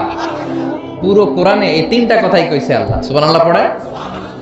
তাওহীদের কথা আল্লাহ বলেছে, রিসালাতের কথা বলেছে, পরজগতের কথা, আখিরাতের কথা বলেছে। তো যেহেতু এই সূরাটা তাওহীদের ব্যাপারে আলোচনা করেছে, তার মানে কোরআনের 3 ভাগের 1 ভাগ এই সূরার ভিতরে আসরা নাই। কথা কি বুঝতে পেরেছেন? বুঝতে পারলে তাকবীর হবে আল্লাহু আকবার। সুলুসুল কোরআন, 1/3 অফ দ্য বুক। পুরো বুক, পুরো কোরআনকে কনসাইজ করলে 3 ভাগ করলে 1 ভাগ হচ্ছে তাওহীদ। এই তাওহীদের কথা এই সূরার ভিতরে ঢুকিয়ে দিয়েছে কে? আবার বিশ্বনবী কোবা পল্লীতে হিজরত করতে যে কোবা পল্লীতে মসজিদ বানালেন, কোবা পল্লী থেকে মদিনাতে যে মসজিদে নববী বানালেন, কিন্তু কোবা পল্লীর মসজিদের একজন ইমাম নির্ধারণ করে দেয়া দরকার। বিশ্বনবী ওই মসজিদের জন্য একজন ইমাম বানিয়ে দিলেন। বিশ্বনবীর নিয়োগ দেয়া ইমাম কোবা পল্লীতে ইমামতি করে। 3টা নামাজ জাহরি কেরাতে পড়তে হয়, মাগরিবের নামাজ, এশার নামাজ, ফজরের নামাজ। বাকি 2 নামাজে সিররি কেরাত, আওয়াজ নাই, ঠিক কিনা? জোহরের আর আসরের সালাতের মধ্যে ইমাম কি আওয়াজ করে কেরাত পড়ে নাকি? শুধু পড়ে মাগরিবে, এশার সালাতে আর ফজরে, ঠিক কিনা? তো ইমাম সাহেব নিয়োগ পাওয়ার পরে মাগরিবের সালাতে, এশার সালাতে, ফজরের সালাতে প্রতি রাকাতেই সূরাতুল ফাতিহার পরে যেই সূরাটা দিয়ে তিনি নামাজ শুরু করতেন ওই সূরাটার নাম হলো সূরাতুল ইখলাস। প্রতি রাকাতে, কি আজীব কথা! প্রতি রাকাতে আগে সূরা ফাতিহার পরে আগে সূরাতুল ইখলাস, তারপরে অন্য সূরা। দ্বিতীয় রাকাতে দাঁড়িয়ে ফাতিহার পরে সূরাতুল ইখলাস, তারপরে অন্য সূরা। প্রত্যেক রাকাতে। ও মিয়া, আপনারা ইমাম রাখছেন এই মসজিদে চকরিয়াতে, বদরখালী এলাকার ইমাম সাহেব প্রত্যেক নামাজে সূরা ফাতিহার পরে খালি ইখলাস পড়ে, কুল হুয়াল্লাহ পড়ে। কি করবেন? ইমাম রাখবেন? হ্যাঁ, আজকে ইমামের একদিন কি আমার একদিন, খালি কুল হুয়াল্লাহ। কোবাপল্লীর এলাকার রেগে মেগে, কোবাপল্লীর জনগণ রেগে মেগে বিশ্বনবীর কাছে চলে গিয়েছে। কারণ নিয়োগ তো বাতিল করা যাবে না, এটা বাংলাদেশের সিস্টেমের সভাপতি সেক্রেটারির নিয়োগ করা ইমাম না, এটা বিশ্বনবীর নিয়োগ দেয়া ইমাম। চিৎকার করে বলো ঠিক কিনা? নিয়োগ দিয়েছেও বিশ্বনবী, বাতিল করলেও করবে বিশ্বনবী, ঠিক কিনা? বিশ্বনবীর দরবারে চলে গিয়েছে, যে বলে ইয়া রাসূলুল্লাহ, ইয়া হাবিবাল্লাহ, সবাই মিলে কষ্ট করে আপনার নিয়ে মসজিদটা বানালাম, আপনার নিয়োগ দেয়া ইমামকে পেয়ে আমরা খুশি হলাম, কিন্তু ইমাম সাহেব মাগার কুল হু আল্লাহ ছাড়া কোনো সূরা পড়ে না, খালি কুল হু আল্লাহ, খালি কুল হু আল্লাহ। বিশ্বনবী বললেন বিপাকে, ঘটনা কি? এত সূরা থাকতে এইটারে পাইছে কেন? বিশ্বনবী বললেন ডেকে পাঠাও। বিশ্বনবী ইমাম সাহেবকে বললেন, আমি তোমাকে নিয়োগ দিয়েছি, তাই নিয়োগ ওরা বাতিল করার ক্ষমতা রাখে না, আমার কাছে এসেছে, আমি তোমার কাছে জানতে চাই ঘটনাটা কি। প্রতি রাকাতে সূরাতুল ফাতিহার পরে অন্য সূরা পড়ার আগে আগে সূরাতুল ইখলাস পড়ো কেন? সাহাবীর সোজা সাপটা উত্তর, ও নবী, এই সূরাটারে আমি বড্ড ভালোবাসি। কেন ভালোবাসো? সাহাবী বলে, ফিহি সিফাতুর রহমান, এই সূরার ভেতরে আমার রহমানের আল্লাহর পরিচয় আছে। এই সূরার ভেতরে আল্লাহ সংক্ষেপে এত সুন্দর নিজের পরিচয়টা দিয়েছেন গো নবী, পুরো কোরআনের কোন সূরার মধ্যে কোন আয়াতের মধ্যে আমি এই পরিচয় পাই না। যেহেতু আমার রব রহমানের পরিচয় সুন্দরভাবে এই সূরার মধ্যে আছে, তাই আমি সূরাটাকে ভালোবাসি, প্রতি রাকাতে পড়ি। বিশ্বনবী বললেন, তোমার এই অভ্যাস পরিবর্তনের দরকার নাই। যতদিন থাকবা তুমি ওই মসজিদের ইমাম, যতদিন পড়াবা ইখলাস দিয়ে পড়াবা। এই ইখলাসের প্রতি তোমার ভালোবাসা কিয়ামতের দিন তোমারে জান্নাতে ঢুকিয়ে দিবে। মর্যাদা বেশি না কম? সূরাতুল ইখলাস ছোট্ট সূরা, কিন্তু মর্যাদা বেশি না কম? নবম হিজরি বিশ্বনবী চলে গেলেন তাবুকের ময়দানে। বিশ্বনবী স্বয়ং নিজে ব্যাটল ফিল্ডে তলোয়ার নিয়ে লিল্লাহি তাকবীর, আল্লাহু আকবার বলে যে ময়দানে, যুদ্ধের ময়দানগুলোতে নিজে লিড দিয়েছেন, এটাকে বলে গাজওয়া। আর যেটাতে নিজে যেতে পারেন নাই, উনার সেনাবাহিনী মিলিটারি আর ব্যাটালিয়ন পাঠিয়েছেন, ওটাকে বলে সারিয়া। বদরে গেলাম, চমৎকার সেই জায়গা। বদরের সাহাবীদের কবর সেখানে আছে। কোন কোন সাহাবারা শহীদ হয়েছে তাদের নাম সেখানে আছে। 17ই রমাদান, রমজান মাসে না খেয়ে, সারাদিন না খেয়ে সাহাবারা আল্লাহ রাস্তায় জিহাদ করেছেন। এজন্য খাইতে পারলেই শক্তি হয় না, ইমানের শক্তিরও দরকার আছে না নাই? বদরের ময়দানে সেই বিজয়, সেই গায়েবী মদদ আমাদেরকে দান করেছে কে? ওই বদরের সাথে আপনাদের এলাকার নাম। আল্লাহ এই এলাকাটাকেও তুমি কবুল করে নাও। 2 নং ব্লক শহরিয়াপাড়া সাথী ভাই একতা সংগঠনের উদ্যোগে। সাথী ভাই কি কারো নাম? হ্যাঁ, সবাই যেন সাথী হয়ে মিলেমিশে থাকে, এই জন্য আপনারা নাম দিয়েছেন। চমৎকার initiative, I do appreciate that. I highly appreciate such kind of initiative taken by the young community of the society. সমাজের যুবকরা যদি শুধরে যায়, ভালো থাকবে বাংলাদেশ। সমাজের যুবকগুলো যদি বিশ্বনবীর সুন্নাহ মানে, ভালো থাকবে আমার এই ভূখণ্ড। এজন্য বিশ্বনবী সাল্লাল্লাহু আলাইহি ওয়াসাল্লাম যখন ইয়াং ছিলেন, তখন হালাফুল ফুদুল নামে একটা সোসাইটি করেছেন। আমরা বাংলায় এটাকে বলি হিলফুল ফুজুল, আসলে আরবিতে এটা হচ্ছে হালাফুল ফুদুল। হালাফ মানে টু টেক এন ওথ, শপথ নেয়া। আর ফুদুল এটা ফাদলুরের প্লুরাল, মানে ভালো কাজ। কোনো খারাপ কাজ মক্কার জমিনে হতে দেয়া যাবে না। কোনো টেন্ডারবাজি হবে না, কোনো চাঁদাবাজি হবে না, কোনো নারীর ওড়না ধরে টান দেয়া যাবে না, মাজলুমের উপর জালিমের কোনো অত্যাচার সহ্য করা যাবে না। এই কথাগুলোর উপর ইয়াং সোসাইটিদেরকে নিয়ে বিশ্বনবী একটা অর্গানাইজেশন করেছেন, এটার নাম হচ্ছে হালাফুল ফুদুল। এজন্য যুবকরা যেই কাজই তারা গ্রহণ করে আল্লাহ সন্তুষ্টির জন্য, সেটাতে বরকত দেয় কে? কোন বর্ণনায় এসেছে বিষ্ণু ঈসা ইসলামের বয়স তখন ছিল 15। কোন বর্ণনায় এসেছে বিষ্ণুনবী ছিলেন মাত্র 20 বছরের তাগড়া যুবক। এজন্য যৌবনের এই উচ্ছ্বাস, যুবক ভাইদের রক্ত গরম। রক্ত গরম না? যুবক যদি দৌড় দেয়, এলাকার লোক তাকিয়ে থাকে, ঠিক কিনা? আর বুড়া মানুষরা দৌড় দিতে পারবে? জামা খুলে যাবে, লুঙ্গিও খুলে যেতে পারে, ঠিক কিনা? তার মানে যৌবনের এই শক্তি ইসলামের কল্যাণে, মানবতার কল্যাণে কাজে লাগাতে হবে। কিন্তু দুঃখজনক হলেও সত্যি, বাংলাদেশের যুবক সমাজকে ধ্বংস করে দেওয়ার জন্য গভীর ষড়যন্ত্র চলছে। আমার যুবক ভাইদের এই এনথাসিজম, এই শক্তি, এই সম্ভাবনা, এগুলোকে নষ্ট করে দেওয়ার জন্য যেগুলো সবচাইতে বেশি দায়ী, তোর মধ্যে অন্যতম হচ্ছে মাদক, ইয়াবা। এখন বিশ্ববিদ্যালয় থেকে নেমে, কলেজ থেকে নেমে, হাই স্কুল লেভেল থেকে নেমে প্রাথমিক বিদ্যালয়ে ঢুকতে শুরু করেছে। মাদক যেমনি তাদেরকে শেষ করছে, পর্নোগ্রাফি তাদেরকে শেষ করছে। এখন সবার হাতে স্মার্টফোন আছে না নাই? হ্যাঁ, এই স্মার্টফোনগুলোর ভিতরে ইন্ডিয়ান নায়িকাদের কোমর দুলানো ডান্স আছে না নাই? রুব্বানে নাচে কোমর দুলাইয়া, ফেরেশতারা বলবে তোগরে পিডামু আমরা জুলাইয়া, ঠিক কি না? এই মাদক, এই পর্নোগ্রাফি শেষ করে দিচ্ছে যুবকদেরকে।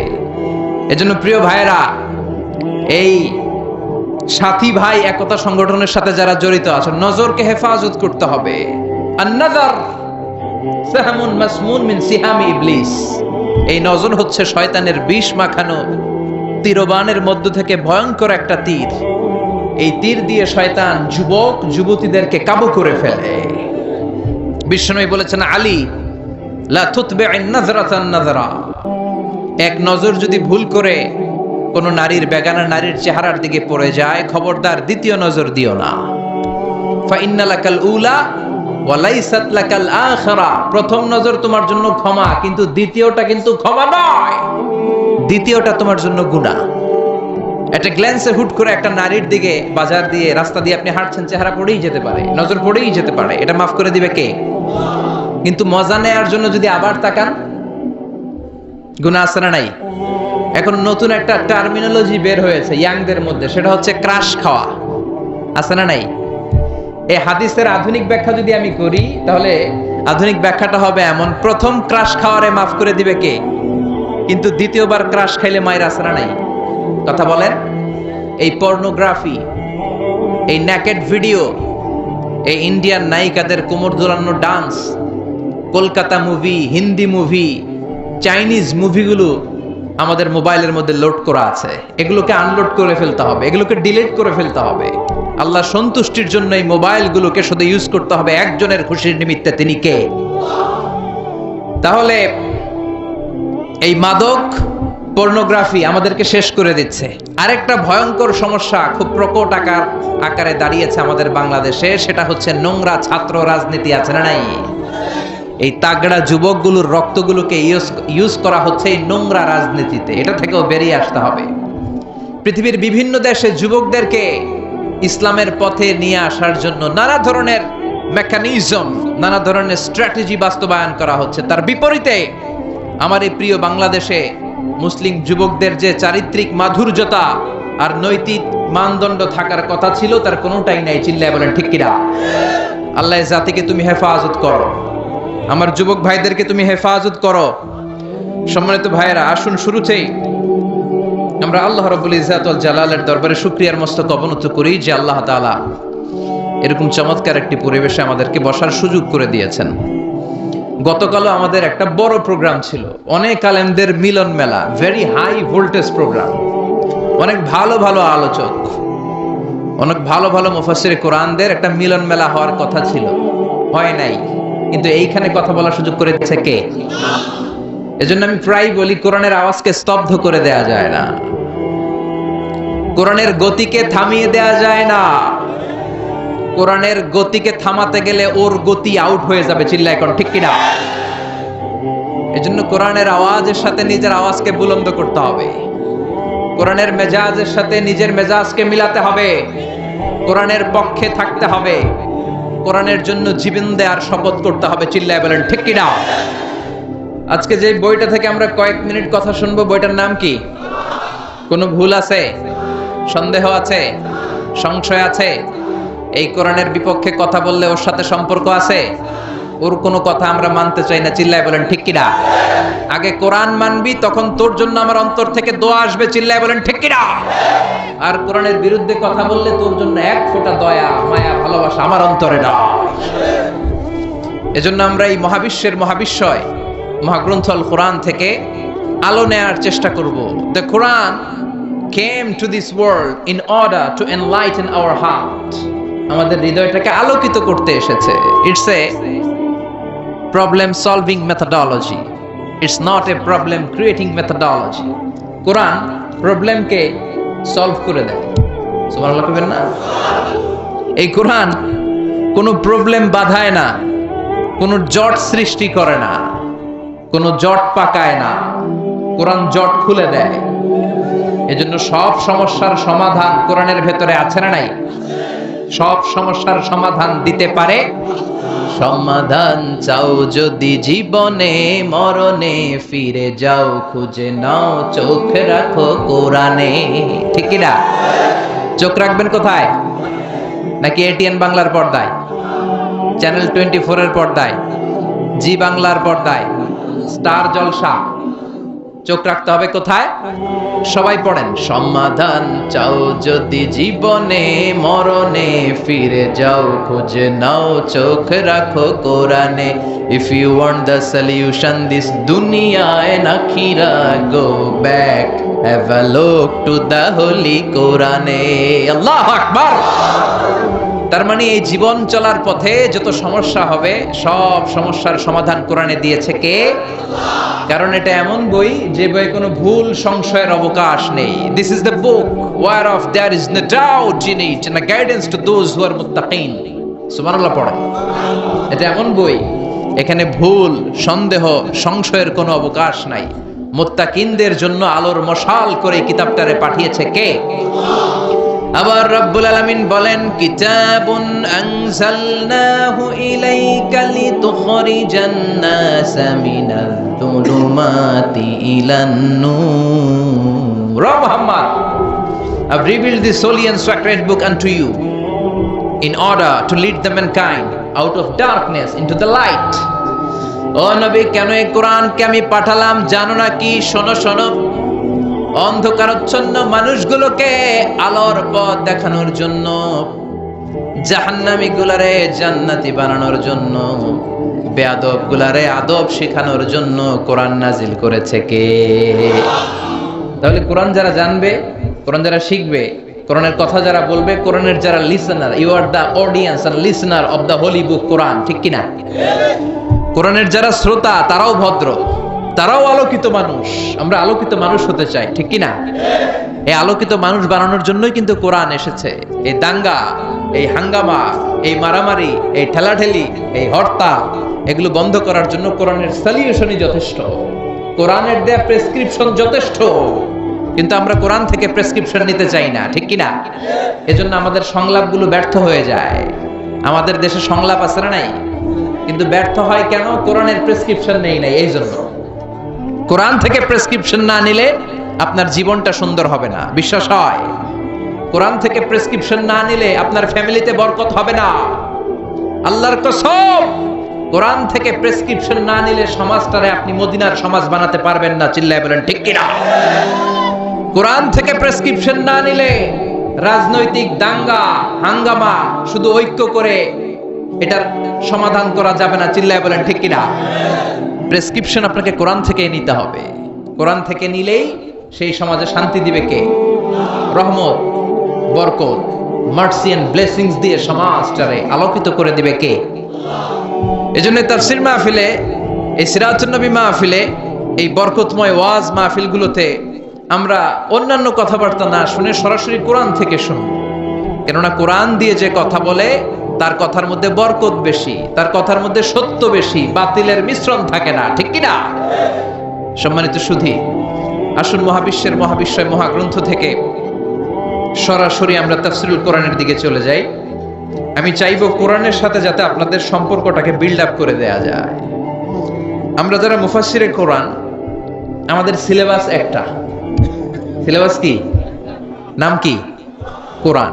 আর আমরা খুব ভালো করেই জানি এই ময়দানে কোরআন ছাড়া অন্য কোনো কিতাব দিয়ে কথা বলে খাওয়া নাই। আছে মায়ের? চিল্লা এখন ঠিক কিনা? আমি যদি এখানে শ্রীমত ভগবত গীতার শ্লোক শোনাই, শুনবেন? পচা ডিম মারবেন না? মারে অনেক জায়গায়। আপনাদের এখানে একটা বড় মাহফিল হয়, কে যেন উঠছিল পচা ডিমও মারছে, জুতাও মারছে। আছে না নাই? আছে না নাই? তো এই জন্য এই ময়দানে একটা সিলেবাস থেকে কথা বলতে হয়। সিলেবাসটার নাম হচ্ছে কোরআন। এর বাইরে কোনো কথা আমরা বলতে পারি না। যারাই কথা বলবে তাদেরকে কোরআন থেকেই বলতে হবে, কারণ কোরআনের সাথে অ্যাটাচমেন্ট করে দেয়াই হচ্ছে আমাদের কাজ। এজ এ দাঈ ইলাল্লাহ, it's our prime responsibility to make an attachment with the holy Quran. কোরআনের সাথে সম্পর্ককে কিভাবে বিল্ড আপ করা যায়, কেমন করে কোরআনের রাস্তাটা সহজ করে আপনাদেরকে চিনিয়ে দেয়া যায়, এটাই হচ্ছে আমাদের দায়িত্ব, ঠিক কিনা? আসুন আমরা সরাসরি মহাবিশ্বের মহাবিশ্বয় মহাগ্রন্থল কোরআন থেকে কথা শুনি। আমি আপনাদের খেদমতে ছোট্ট একটা সূরা, মাত্র 4 আয়াতের। আয়াত কয়টা?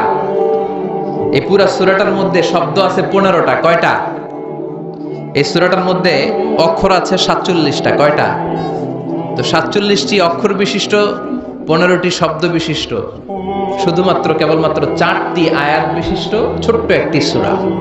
আপনাদের খেদমতে এ চমৎকার রজনীতে আমি এই সূরার আলোকে কিছু কথা বলার চেষ্টা করব ইনশাআল্লাহ। আমাদের আলোচনাগুলো হওয়া উচিত শুধুমাত্র কেবলমাত্র একজনকে খুশি করার জন্য, তিনি কে? তাহলে এই মাহফিলগুলো সার্থক। উদ্দেশ্য থাকতে হবে যে আমি এসেছি সরাসরি কোরআন থেকে শুনবো, আমির হামজা ভাই কোরআন থেকে বলবে, আজহারি ভাই কোরআন থেকে বলবে, কোরআন থেকে শুনে জীবনটাকে আলোকিত করব। আজহারি ভাইরে দেখতে আসছি এই নিয়তে না, হামজা ভাইরে দেখতে আসছি এই নিয়তে না, সস্তা কিছু স্লোগান দিয়ে মাঠ গরম করে ফেলবো এই নিয়তে না, জীবনটাকে পরিবর্তনের জন্য, ঠিক কিনা? আমরা ছোট্ট একটি সূরা তেলাওয়াত করেছি। সূরাটির নাম সূরাতুল ইখলাস। সবাই বলেন সূরাটির নাম, আরো জোরে বলেন, চিল্লায় বলেন, সূরার নাম কি? সূরাতুল ইখলাস। এটার বড় অভাব সমাজে, এটার বড় আলেম, সাধারণ মানুষ, নেতৃবৃন্দ, নারী পুরুষ নির্বিশেষে সবচেয়ে যে জিনিসটির অভাব আমাদের সমাজে সেটি কি? আল্লাহুম্মা রযুকনা ইখলাস ইয়া রাব, আল্লাহুম্মা রযুকনা ইখলাস ইয়া রাব। হে আল্লাহ, তুমি ইখলাসকে আমাদের রিজিক হিসেবে কবুল করে নাও। এই সূরাটি মাক্কি সূরা।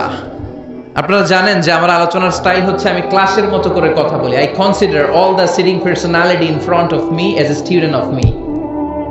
আমার সামনে যারাই বসা থাকে, মুরব্বী, আমার বয়সের, ছোট, সবাইকে আমি ছাত্র মনে করি।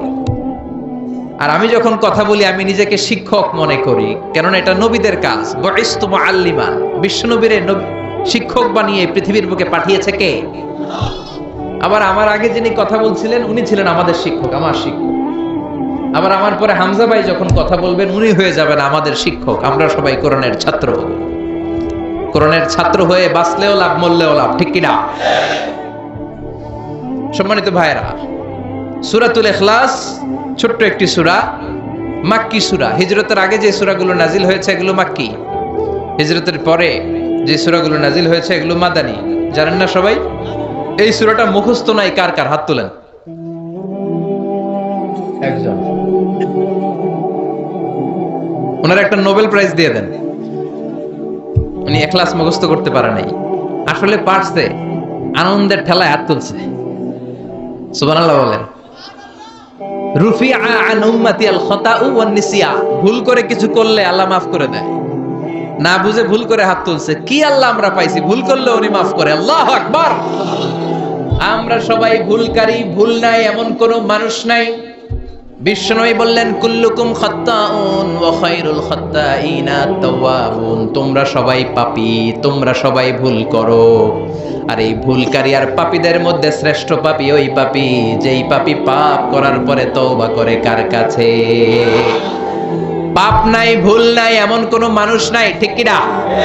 কিন্তু পাপীদের মধ্যে, ভুলকারীদের মধ্যে আল্লাহর কাছে সবচাইতে শ্রেষ্ঠ পাপী, সবচাইতে প্রিয় ভুলকারী ওই ভুলকারী ভুল করার পরেই তওবা করে। কার কাছে? ইয়া আইয়ুহাল্লাযীনা আমানু তুবু ইলাল্লাহি তাওবাতান নাসুহা। ও গোলাম, তওবার মতো তওবা করো। ও বিশ্বাসীরা তওবা করো। তওবার মতো তওবা করলে সব গুনাহ মাফ করে দেয় কে? আল্লাহ বলে, আমার কাজ তোদের তওবা কবুল করা। গাফিরিয যামবি ওয়া কাবিলিত তাওব। তোদের কাজ হলো গুনাহ করা, শয়তানের কাজ হলো ওয়াসওয়াসা দেয়া। তোদের কাজ হলো ওয়াসওয়াসার মধ্যে পড়ে গুনাহ করা। আমি আল্লাহর কাজ হলো খালি ক্ষমা করা। সুবহানাল্লাহ পড়েন। শয়তান বলে, আল্লাহ জান্নাত তুমি এতগুলা বানালা কেন? জাহান্নাম আরো বাড়িয়ে বানাও। আল্লাহ বললেন, কেন কেন? শয়তান বলে, আল্লাহ জান্নাতে তুমি ঢুকাতে পারবা না, আমি ওয়াসওয়াসা দিব, ধোঁকা দিব, সবগুলারে জাহান্নামের উপযোগী করব। আল্লাহ বললেন, ও শয়তান, তুই ওয়াসওয়াসা দিবি, বান্দা গুনাহ করবে, আমি মাফ করে দিয়ে জান্নাত দিয়ে দেব। শয়তান বলে, আল্লাহ হিসাব এত সহজ না, আমি ডান দিক থেকে ধোঁকা দেব, বাম দিক থেকে দেব, সামনে থেকে, পেছন থেকে, নিচ থেকে, একেবারে রক্তের শিরা উপশিরার ভেতরে ঢুকে ঢুকে মাজরাদ্দাম, রক্তের শিরা উপশিরার ভেতরে, রগের ভেতরে ঢুকে ঢুকে ধোঁকা দেব। একটারেও জান্নাতে ঢুকাতে পারবেন না। আমি চ্যালেঞ্জ দিলাম। আল্লাহ বললেন, শয়তান তুই আমারে চ্যালেঞ্জ দেস? আমি তো মহারাজা, আমার সাথে চ্যালেঞ্জ চলে না। তুই আমাকে চ্যালেঞ্জ দিলি, আমিও তোর চ্যালেঞ্জ দিলাম। যা, I take your challenge, I take your challenge. তুই আজীবন ধোঁকা দিবি, তুই আজীবন ওয়াসওয়াসা দিবি। আমার বান্দারা নামাজ ছাড়বে, জুলুম করবে, অন্যায় করবে, অপরাধ করবে। সিরাতুন নবীর মাহফিলে একদিন এসে, তাফসিরের মাহফিলে একদিন এসে অনুশোচনা করে চোখের পানি ছেড়ে ক্ষমা চাইবে। ক্ষমা চাওয়ার সাথে সাথে আমি আমার বান্দার জীবনের সব গুনাহ মাফ করে দেব। এজন্য এই মাহফিলগুলো হচ্ছে ইটস অ্যান অপরচুনিটি, আমাদের জন্য অনেক বড় ধরনের সুযোগ। এজন্য এই সুযোগগুলোকে আমরা হাতছাড়া করতে চাই না। চিল্লায় বলেন ঠিক কিনা? সূরাতুল ইখলাস এটা মাক্কি সূরা। কি সূরা? কথা বলেন।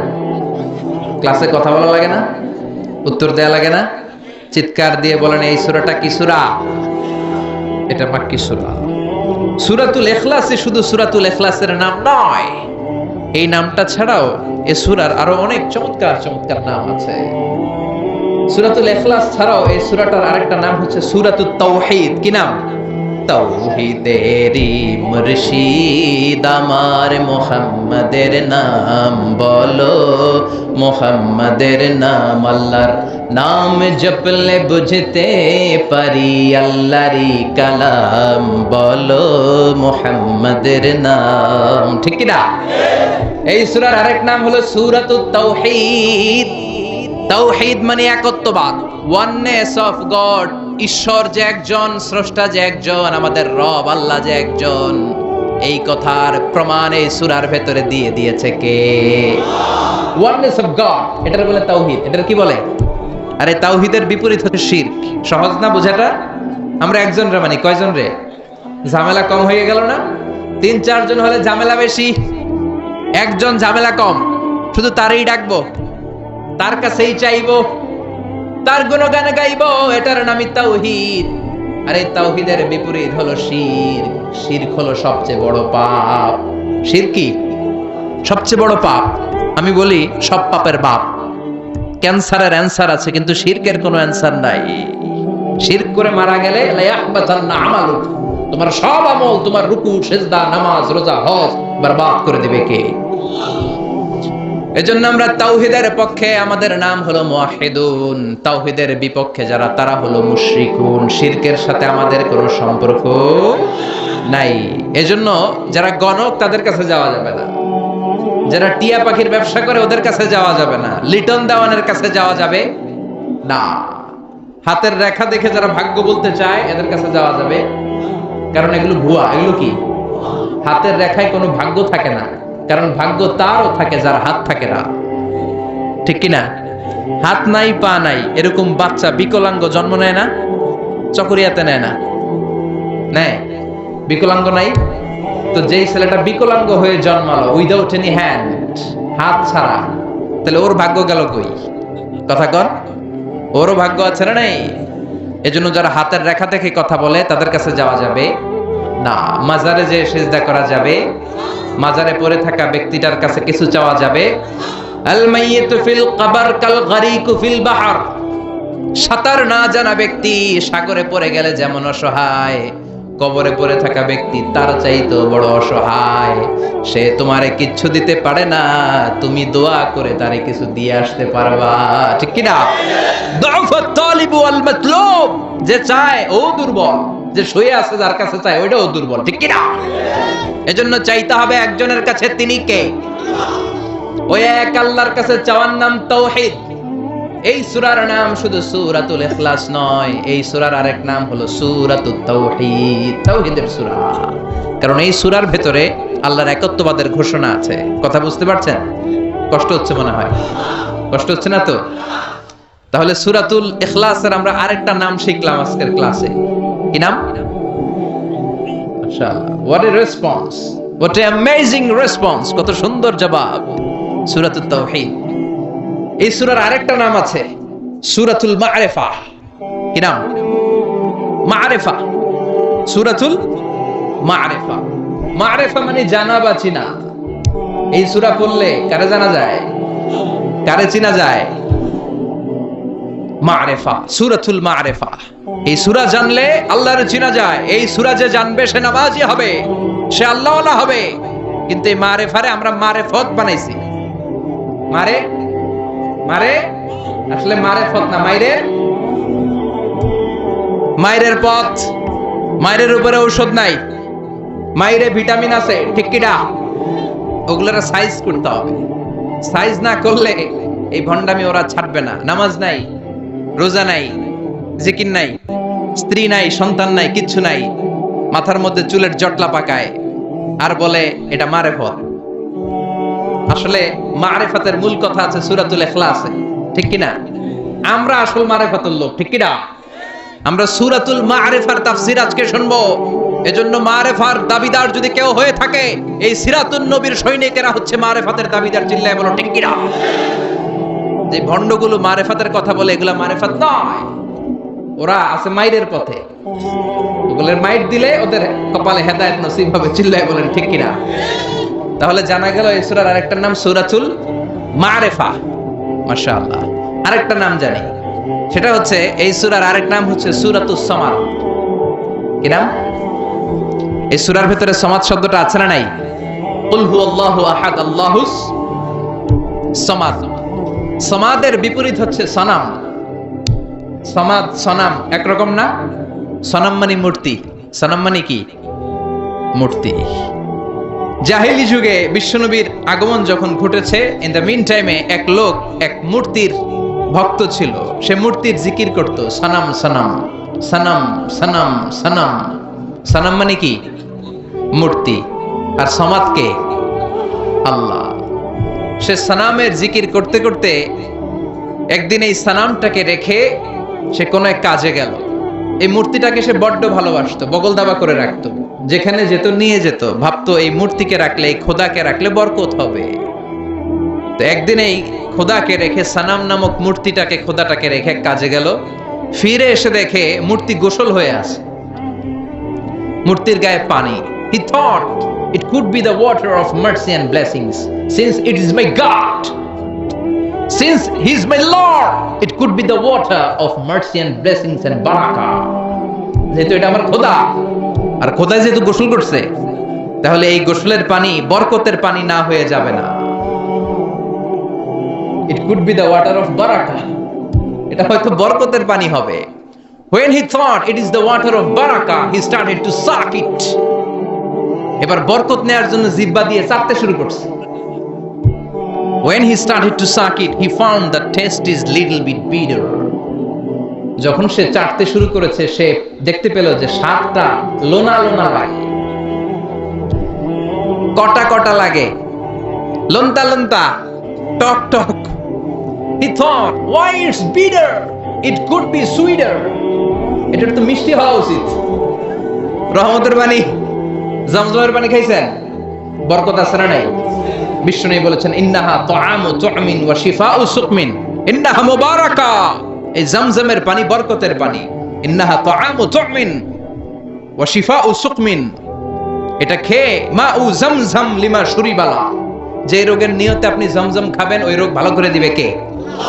এই পৃথিবীতে যত পানি পাওয়া গিয়েছে, সব পানির মধ্যে সবচাইতে শ্রেষ্ঠতম বরকতময় পানি হচ্ছে জমজমের পানি। কেননা এটা সাধারণ পানি নয়, এটা বিশ্বনবীর পূর্বপুরুষ সাইয়েদনা ইসমাঈল আলাইহিস সালামের পায়ের ধাক্কায় পৃথিবীতে এসেছে। এই জমজমের পানিটা এমন পানি, পৃথিবীর সব পানি খেলে শুধু তৃষ্ণা নিবারণ হয়, শুধু তৃষ্ণা। If you are thirsty, you can have the water of Zamzam. আপনার তৃষ্ণা চলে যাবে, পাশাপাশি আপনার ক্ষুধাও চলে যাবে। পৃথিবীতে যত পানি আছে, সব পানি শুধু তৃষ্ণা নিবারণ করে, কিন্তু জমজমের পানি তৃষ্ণা যেমনি নিবারণ করে, পাশাপাশি ক্ষুধাও নিবারণ করে। কোন সুবহানাল্লাহ। এজন্য একটা দুইটা খেজুর আর জমজমের পানি আপনি খেলে সারা দিন সারভাইভ করতে পারবেন। চিল্লায় পড়েন আল্লাহু আকবার। আবার এই জমজমের পানি দিয়ে বিশ্বনবীর সিনা চাক করা হয়েছে। মেরাজের রাতে যখন বিশ্বনবী যাবেন, উম্মে হানির ঘর থেকে বিশ্বনবীকে উঠিয়ে হাতিমে কাবায় রাখা হলো। সাইয়েদনা জিব্রাইল বিশ্বনবীর গলার নিচ থেকে ছিঁড়ে নাভি পর্যন্ত পুরো বুকটাকে ফেড়ে দুই ভাগ করে দিল। বিশ্বনবীর কলবটাকে বের করে এই জামজামের পানি দিয়ে ধৌত করল। সুবহানাল্লাহ পড়বেন না? আবার লাগিয়ে দিল, এটাকে আরবিতে বলে শাক্কুস সাদর, উর্দুতে বলে সিনা চাক, ইংরেজিতে বলে ওপেন হার্ট সার্জারি। বিশ্বনবীকে যে সমস্ত সাহাবারা তাদের পুরো জীবনে খালি গায়ে দেখেছে, উদম গায়ে, গায়ে জামা নেই, তারা বলেছে আমরা দেখেছি বিশ্বনবীর গলা থেকে নাভি পর্যন্ত কেমন যেন শিলায়ের মতো দাগ দেখা যায়। ওপেন হার্ট সার্জারির প্রমাণ চিৎকার করে পড়বেন আল্লাহু আকবার। He thought it is the water of mercy and blessings. সে ভাবলো এই মূর্তির গায়ে যেহেতু পানি, আমার খোদার গায়ে পানি, এটা তো রহমতের পানি হবে, কিন্তু টক লাগে কেন, লোনা লাগে কেন? ঘটনা কি? সে ডানে বায়ে তাকাতে লাগলো, ঘটনা কি, কোত্থেকে আসলো এই রহমত? রহমত কোত্থেকে আসলো? ডানে বায়ে তাকায় দেখে হাদিসে এসেছে as-sa'alim, sa'alim, sa'laban, দুইটা খেকশিয়াল। ওয়াজে আমরা বলে থাকি কুকুর, ওয়াজে বলে থাকি কি বোঝানোর জন্য? কুকুর। আসলে দুইটা খেকশিয়াল। দেখলেন যে একটা খেকশিয়ালের ওই জায়গা দিয়ে এখনো পড়তেছে রহমত। খেয়াল করে দেখে যে খেকশিয়াল দুইটা, একটার রহমত এখনো পড়তেছে। এবার তো তার কাছে ক্লিয়ার, সত্য মিথ্যা তার কাছে পরিষ্কার। ফাযাহারাল হক, সত্য তার কাছে পরিষ্কার, তার বুঝতে আর বাকি রইল না এটা মোটেই রহমতের পানি না, এটা গজবের পানি। ঠিক কি না? রেগে গেল, হায় হায়, এতদিন এটারে ভাবছি খোদা, এখন দেখি হুদা। এতদিন ভেবেছি এটাই আমার রব, এটাই আমারে বাঁচাবে, মৃত্যুর সময় এটাই আমাকে আরাম দিবে, মৃত্যুর পরবর্তী জীবনে এটা আমাকে স্বর্গে পাঠাবে, আমার সারা জীবনের সব জিম্মাদারি এইটাই নেবে। এত আদর করলাম, এত দোয়া করলাম, এত ভালোবাসলাম এইটারে, এত কিছু চাইলাম এইটার কাছে, আজকে একটা খেকশিয়ালের পেশাবের পানি থেকে সে নিজেরে বাঁচাতে পারে নাই, কেমন করে আমারে জাহান্নাম থেকে সে বাঁচাবে? আকল খুলে গেল। আকল খুলে যাওয়ার সাথে সাথে দিয়েছে আসার। ভাঙা মূর্তিটা নিয়ে বিশ্বনবীর দরবারে এসে বলে, ও আব্দুল্লাহর বেটা মুহাম্মদ, এতদিন আমি বুঝি নাই তুমি এতদিন ধরে যেটার দাওয়াত দিয়েছো ওই দাওয়াতই আসল দাওয়াত। ঝিনুকের ভেতর লুকিয়ে থাকে যেমন মতি, ঝিনুকের ভেতর লুকিয়ে থাকে যেমন মতি, কালমা শাহাদাতে আছে আল্লাহর জ্যোতি, কালমা শাহাদাতে আছে আল্লাহর জ্যোতি। পড়েন, ঝিনুকের ভেতর লুকিয়ে থাকে যেমন মতি, ঝিনুকের ভেতর লুকিয়ে থাকে যেমন মতি, কালমা শাহাদাতে আছে আল্লাহর জ্যোতি, কালমা শাহাদাতে আছে আল্লাহর জ্যোতি। আল্লাহু আকবার। আল্লাহর সেই নূরের জ্যোতি তার হৃদয়টাকে উজালা করে দিল। এসে বলে, আব্দুল্লাহর বেটা মুহাম্মদ, এতদিন বুঝি নাই, আজ আমার চোখের পর্দা সরে গিয়েছে, হক আর বাতিল আমি ঠায় দিব্যি দাঁড়িয়ে বুঝতে পারছি। এই ভাঙা মূর্তির টুকরা আমার কপাল কেমন করে পরিবর্তন করবে, ও তো নিজের এই পেশাব থেকে বাঁচাতে পারে না। আর আমি মূর্তির পূজা করতে চাই না, আমারে পড়িয়ে দাও লা ইলাহা ইল্লাল্লাহু মুহাম্মাদুর রাসূলুল্লাহ সাল্লাল্লাহু আলাইহি ওয়াসাল্লাম। সূরাতুস সামাদ, এটা সামাদের সূরা, যে সামাদ মানুষকে আলোকিত করে, যে সামাদ মানুষকে হেদায়েত দেয়, যে সামাদ মানুষকে পথ দেখায়। চিৎকার করে বলেন ঠিক কিনা? তাহলে তিনটা নাম আমরা জানলাম, এক হচ্ছে সূরাতুত তাওহীদ, দুই হচ্ছে সূরাতুল মারিফা, তিন হচ্ছে সূরাতুস সামাদ। আবার বলেন, এক হচ্ছে সূরাতুল, দুই হচ্ছে সূরাতুল, তিন হচ্ছে সূরাতুস। 100 পাবে, প্রশ্ন করলে 100তে 100 পাবে। আল্লাহ তুমি কবুল করো। এই সূরাটা অনেক বরকতপূর্ণ সূরা। এই সূরাটা বিষ্ণু ঈসা ইসলাম ফজরের সুন্নাত নামাজ যখন পড়তেন তখন পড়তেন এই সূরাটা। মাগরিবের সুন্নাতে বিষ্ণু ঈসা ইসলাম এই সূরাটা পড়তেন। আবার যারা হজ উমরা করেছেন তাওয়াফের পরে 2 রাকাত নামাজ পড়া সুন্নাহ। ওই 2 রাকাত নামাজের দ্বিতীয় রাকাতে বিশ্বনবী এই সূরাটা পড়তেন। তাওয়াফ করতে হয় না, একটা ঘর আছে, ওয়ালিয়াতাওয়াফু বিল বাইতিল আতীক। আল্লাহ বলেন আমার এই প্রাচীন ঘরটার চারদিক দিয়ে তাওয়াফ করো, সব নবীরা করেছে, তোমরাও করো। সুবহানাল্লাহ। ওটা হচ্ছে মাসাবাতান লিন-নাসি ওয়া আমনা, গোটা বিশ্বের মানব মণ্ডলীর মিলন কেন্দ্র। লক্ষ লক্ষ মানুষ ওই ঘরটাকে কেন্দ্র করে মিলিত হয়। আজান যখন হয় আল্লাহু আকবার আল্লাহু আকবার আল্লাহু আকবার আল্লাহু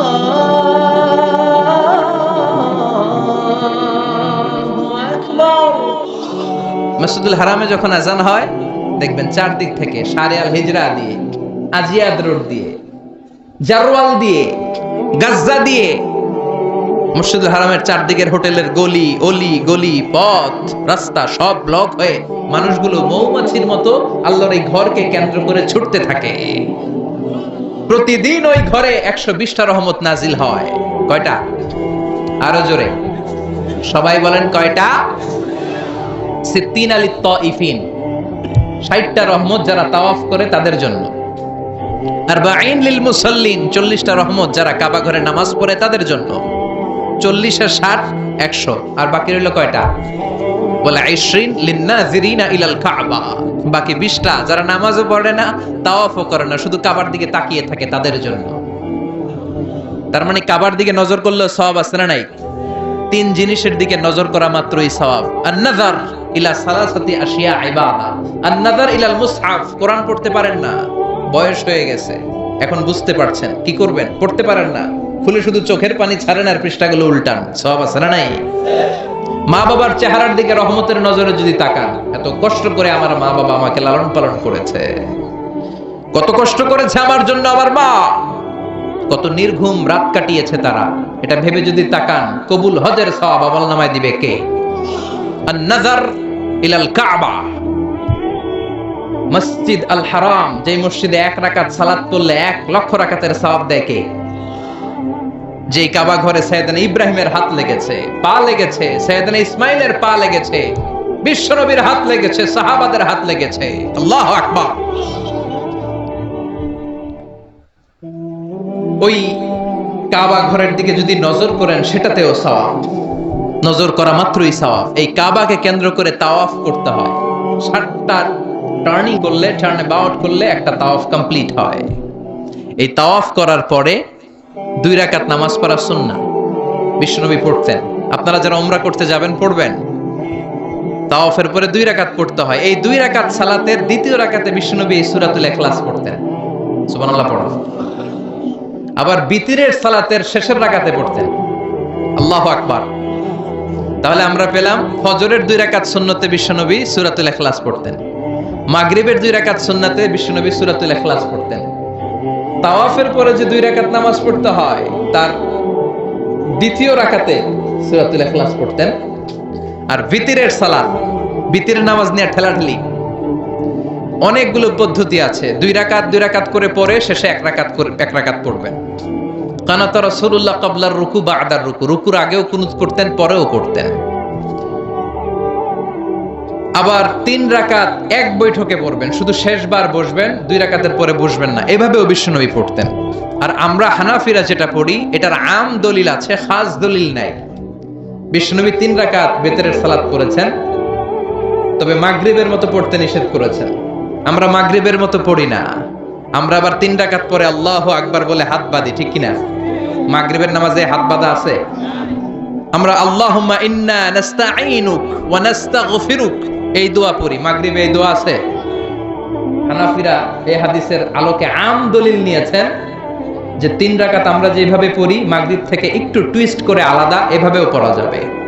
এই মৌলিক 3টা পদ্ধতির যেটা দিয়ে মনে চায় সেটা দিয়ে পড়েন, কিন্তু বিভ্রান্তি সৃষ্টি করা যাবে না। আমরা কেউ তাবলীগ করি, আমরা কেউ জামাত ইসলাম করি, আমরা কেউ চরমনায়ের পীরের মুরিদ, আমরা কেউ বিভিন্ন দলের সাথে জড়িত, আমরা কেউ হেফাজতে ইসলাম, আমরা কেউ কৌমি, কেউ আলিয়া, কিন্তু আমাদের মুসলমানদের মধ্যে, আমাদের দাড়িওয়ালাদের মধ্যে, আমাদের টুপিওয়ালাদের মধ্যে আছে শত বছরের ঐক্য এই ভূখণ্ডে। চিল্লায় বলেন ঠিক কিনা?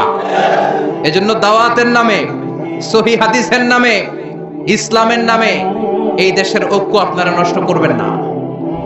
এই ঐক্য নষ্ট করার কোনো অধিকার আপনাদের নাই। চিৎকার করে বলেন ঠিক কিনা? ইসলাম মানতে হলে সহিহ সুন্নাহর আলোকেই মানতে হবে, সহিহ কথার আলোকেই মানতে হবে।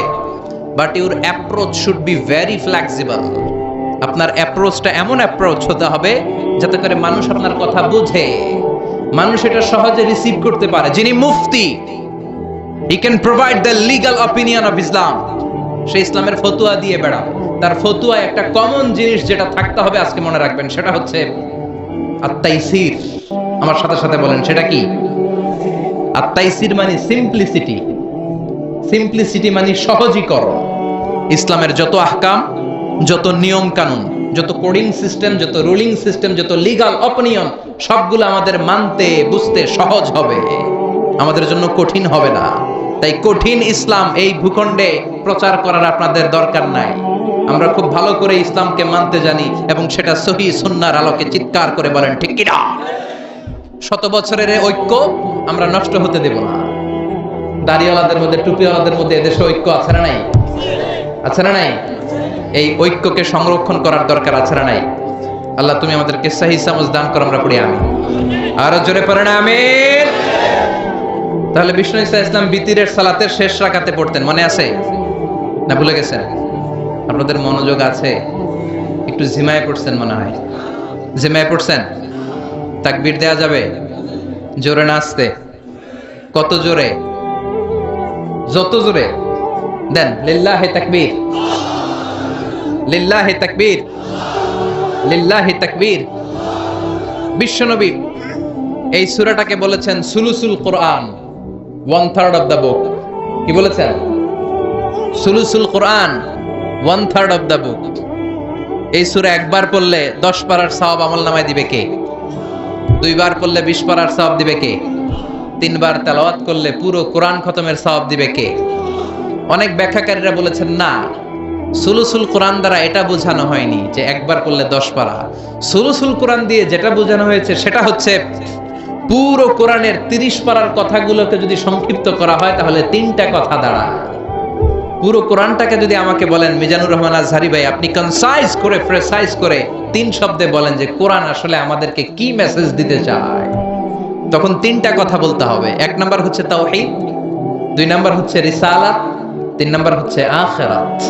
আমার সাথে সাথে বলেন, 1 নাম্বার হচ্ছে তাওহীদ, 2 নাম্বার, 3 নাম্বার, আবার 1 নাম্বার, 2 নাম্বার, 3 নাম্বার।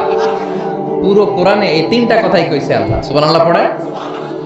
তাওহীদের কথা আল্লাহ বলেছে, রিসালাতের কথা বলেছে, পরজগতের কথা, আখিরাতের কথা বলেছে। তো যেহেতু এই সূরাটা তাওহীদের ব্যাপারে আলোচনা করেছে, তার মানে কোরআনের 3 ভাগের 1 ভাগ এই সূরার ভেতরে আছে না নাই? কথা কি বুঝতে পেরেছেন? বুঝতে পারলে তাকবীর হবে, আল্লাহু আকবার। সুলুসুল কোরআন, 1/3 অফ দ্য বুক। পুরো বুক, পুরো কোরআনকে কনসাইজ করলে 3 ভাগ করলে 1 ভাগ হচ্ছে তাওহীদ। এই তাওহীদের কথা এই সূরার ভিতরে ঢুকিয়ে দিয়েছে কে? আবার বিশ্বনবী কোবা পল্লীতে হিজরত করতে যে কোবা পল্লীতে মসজিদ বানালেন। কোবা পল্লী থেকে মদিনাতে যে মসজিদে নববী বানালেন। কিন্তু কোবা পল্লীর মসজিদের একজন ইমাম নির্ধারণ করে দেয়া দরকার। বিশ্বনবী ওই মসজিদের জন্য একজন ইমাম বানিয়ে দিলেন। বিশ্বনবীর নিয়োগ দেয়া ইমাম কোবা পল্লীতে ইমামতি করে। 3টা নামাজ জাহরি কেরাতে পড়তে হয়, মাগরিবের নামাজ, এশার নামাজ, ফজরের নামাজ। বাকি 2 নামাজে সিররি কেরাত, আওয়াজ নাই, ঠিক কিনা? জোহরের আর আসরের সালাতের মধ্যে ইমাম কি আওয়াজ করে কেরাত পড়ে নাকি? শুধু পড়ে মাগরিবে, এশার সালাতে আর ফজরে, ঠিক কিনা? তো ইমাম সাহেব নিয়োগ পাওয়ার পরে মাগরিবের সালাতে, এশার সালাতে, ফজরের সালাতে প্রতি রাকাতেই সূরাতুল ফাতিহার পরে যেই সূরাটা দিয়ে তিনি নামাজ শুরু করতেন, ওই সূরাটার নাম হলো সূরাতুল ইখলাস। প্রতি রাকাতে। কি আজীব কথা! প্রতি রাকাতে আগে সূরা ফাতিহার পরে আগে সূরাতুল ইখলাস, তারপরে অন্য সূরা। দ্বিতীয় রাকাতে দাঁড়িয়ে ফাতিহার পরে সূরাতুল ইখলাস, তারপরে অন্য সূরা। প্রত্যেক রাকাতে। ও মিয়া, আপনারা ইমাম রাখছেন এই মসজিদে চকরিয়াতে, বদরখালী এলাকার ইমাম সাহেব প্রত্যেক নামাজে সূরা ফাতিহার পরে খালি ইখলাস পড়ে, কুল হুয়াল্লাহ পড়ে। কি করবেন? ইমাম রাখবেন? হ্যাঁ, আজকে ইমামের একদিন কি আমার একদিন, খালি কুল হুয়াল্লাহ। কোবাপল্লীর এলাকার রেগে মেগে, কোবাপল্লীর জনগণ রেগে মেগে বিশ্বনবীর কাছে চলে গিয়েছে, কারণ নিয়োগ তো বাতিল করা যাবে না। এটা বাংলাদেশের সিস্টেমের সভাপতি সেক্রেটারি নিয়োগ করা ইমাম না, এটা বিশ্বনবীর নিয়োগ দেয়া ইমাম। চিৎকার করে বলো ঠিক কিনা? নিয়োগ দিয়েছেও বিশ্বনবী, বাতিল করলেও করবে বিশ্বনবী, ঠিক কিনা? বিশ্বনবীর দরবারে চলে গিয়েছে, যে বলে ইয়া রাসূলুল্লাহ, ইয়া হাবিবাল্লাহ, সবাই মিলে কষ্ট করে আপনারে নিয়ে মসজিদটা বানালাম, আপনার নিয়োগ দেয়া ইমামকে পেয়ে আমরা খুশি হলাম, কিন্তু ইমাম সাহেব মাগার কুল হু আল্লাহ ছাড়া কোনো সূরা পড়ে না, খালি কুল হু আল্লাহ, খালি কুল হু আল্লাহ। বিশ্বনবী বললেন বিপাকে, ঘটনা কি? এত সূরা থাকতে এইটারে পাইছে কেন? বিশ্বনবী বললেন ডেকে পাঠাও। বিশ্বনবী ইমাম সাহেবকে বললেন, আমি তোমাকে নিয়োগ দিয়েছি, তাই নিয়োগ ওরা বাতিল করার ক্ষমতা রাখে না, আমার কাছে এসেছে। আমি তোমার কাছে জানতে চাই ঘটনাটা কি। প্রতি রাকাতে সূরাতুল ফাতিহার পরে অন্য সূরা পড়ার আগে আগে সূরাতুল ইখলাস পড়ো কেন? সাহাবীর সোজা সাপটা উত্তর, ও নবী, এই সূরাটারে আমি বড্ড ভালোবাসি। কেন ভালোবাসো? সাহাবী বলে, ফিহি সিফাতুর রহমান, এই সূরার ভেতরে আমার রহমানের আল্লাহর পরিচয় আছে। এই সূরার ভেতরে আল্লাহ সংক্ষেপে এত সুন্দর নিজের পরিচয়টা দিয়েছেন গো নবী, পুরো কোরআনের কোন সূরার মধ্যে কোন আয়াতের মধ্যে আমি এই পরিচয় পাই না। যেহেতু আমার রব রহমানের পরিচয় সুন্দরভাবে এই সূরার মধ্যে আছে, তাই আমি সূরাটাকে ভালোবাসি, প্রতি রাকাতে পড়ি। বিশ্বনবী বললেন, তোমার এই অভ্যাস পরিবর্তনের দরকার নাই। যতদিন থাকবা তুমি ওই মসজিদের ইমাম, যতদিন পড়াবা ইখলাস দিয়ে পড়াবা, এই ইখলাসের প্রতি তোমার ভালোবাসা কিয়ামতের দিন তোমারে জান্নাতে ঢুকিয়ে দিবে। মর্যাদা বেশি না কম? সূরাতুল ইখলাস ছোট্ট সূরা, কিন্তু মর্যাদা বেশি না কম? নবম হিজরি বিশ্বনবী চলে গেলেন তাবুকের ময়দানে। বিশ্বনবী স্বয়ং নিজে ব্যাটল ফিল্ডে তলোয়ার নিয়ে লিল্লাহি তাকবীর, আল্লাহু আকবার বলে যে ময়দানে, যুদ্ধের ময়দানগুলোতে নিজে লিড দিয়েছেন, এটাকে বলে গাজওয়া। আর যেটাতে নিজে যেতে পারেন নাই, উনার সেনাবাহিনী মিলিটারি আর ব্যাটালিয়ন পাঠিয়েছেন, ওটাকে বলে সারিয়া। বদরে গেলাম, চমৎকার সেই জায়গা। বদরের সাহাবীদের কবর সেখানে আছে, কোন কোন সাহাবারা শহীদ হয়েছে তাদের নাম সেখানে আছে। 17ই রমাদান, রমজান মাসে না খেয়ে, সারাদিন না খেয়ে সাহাবারা আল্লাহর রাস্তায় জিহাদ করেছেন। এজন্য খাইতে পারলেই শক্তি হয় না, ইমানের শক্তিরও দরকার আছে না নাই? বদরের ময়দানে সেই বিজয়, সেই গায়েবী মদদ আমাদেরকে দান করেছে কে? ওই বদরের সাথে আপনাদের এলাকার নাম। আল্লাহ এই এলাকাটাকেও তুমি কবুল করে নাও। 2 নং ব্লক শহরিয়া পাড়া সাথী ভাই একতা সংগঠনের উদ্যোগে। সাথী ভাই কি কারো নাম? হ্যাঁ, সবাই যেন সাথী হয়ে মিলেমিশে থাকে, এই জন্য আপনারা নাম দিয়েছেন। চমৎকার initiative, I do appreciate that. I highly appreciate such kind of initiative taken by the young community of the society. সমাজের যুবকরা যদি শুধরে যায়, ভালো থাকবে বাংলাদেশ। সমাজের যুবকগুলো যদি বিশ্বনবীর সুন্নাহ মানে, ভালো থাকবে আমার এই ভূখণ্ড। এজন্য বিষ্ণু ঈসা ইসলাম যখন ইয়াং ছিলেন, তখন হালাফুল ফুদুল নামে একটা সোসাইটি করেছিলেন। আমরা বাংলায় এটাকে বলি হিলফুল ফুজুল, আসলে আরবিতে এটা হচ্ছে হালাফুল ফুদুল। হালাফ মানে টু টেক এন ওথ, শপথ নেয়া। আর ফুদুল এটা ফাদলুনের প্লুরাল, মানে ভালো কাজ। কোনো খারাপ কাজ মক্কার জমিনে হতে দেয়া যাবে না।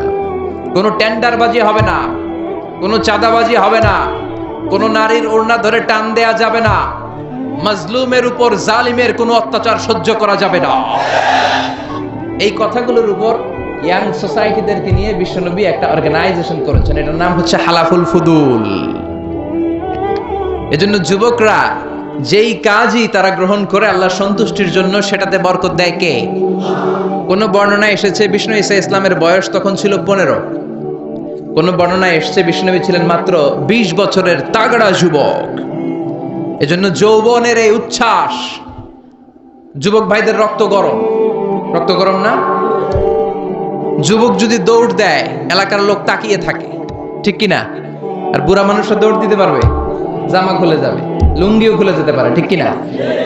তার মানে যৌবনের এই শক্তি ইসলামের কল্যাণে, মানবতার কল্যাণে কাজে লাগাতে হবে। কিন্তু দুঃখজনক হলেও সত্যি, বাংলাদেশের যুবক সমাজকে ধ্বংস করে দেওয়ার জন্য গভীর ষড়যন্ত্র চলছে। আমার যুবক ভাইদের এই এনথাসিজম, এই শক্তি, এই সম্ভাবনা, এগুলোকে নষ্ট করে দেওয়ার জন্য যেগুলো সবচাইতে বেশি দায়ী, তোর মধ্যে অন্যতম হচ্ছে মাদক, ইয়াবা। এখন বিশ্ববিদ্যালয় থেকে নেমে, কলেজ থেকে নেমে, হাই স্কুল লেভেল থেকে নেমে প্রাথমিক বিদ্যালয়ে ঢুকতে শুরু করেছে।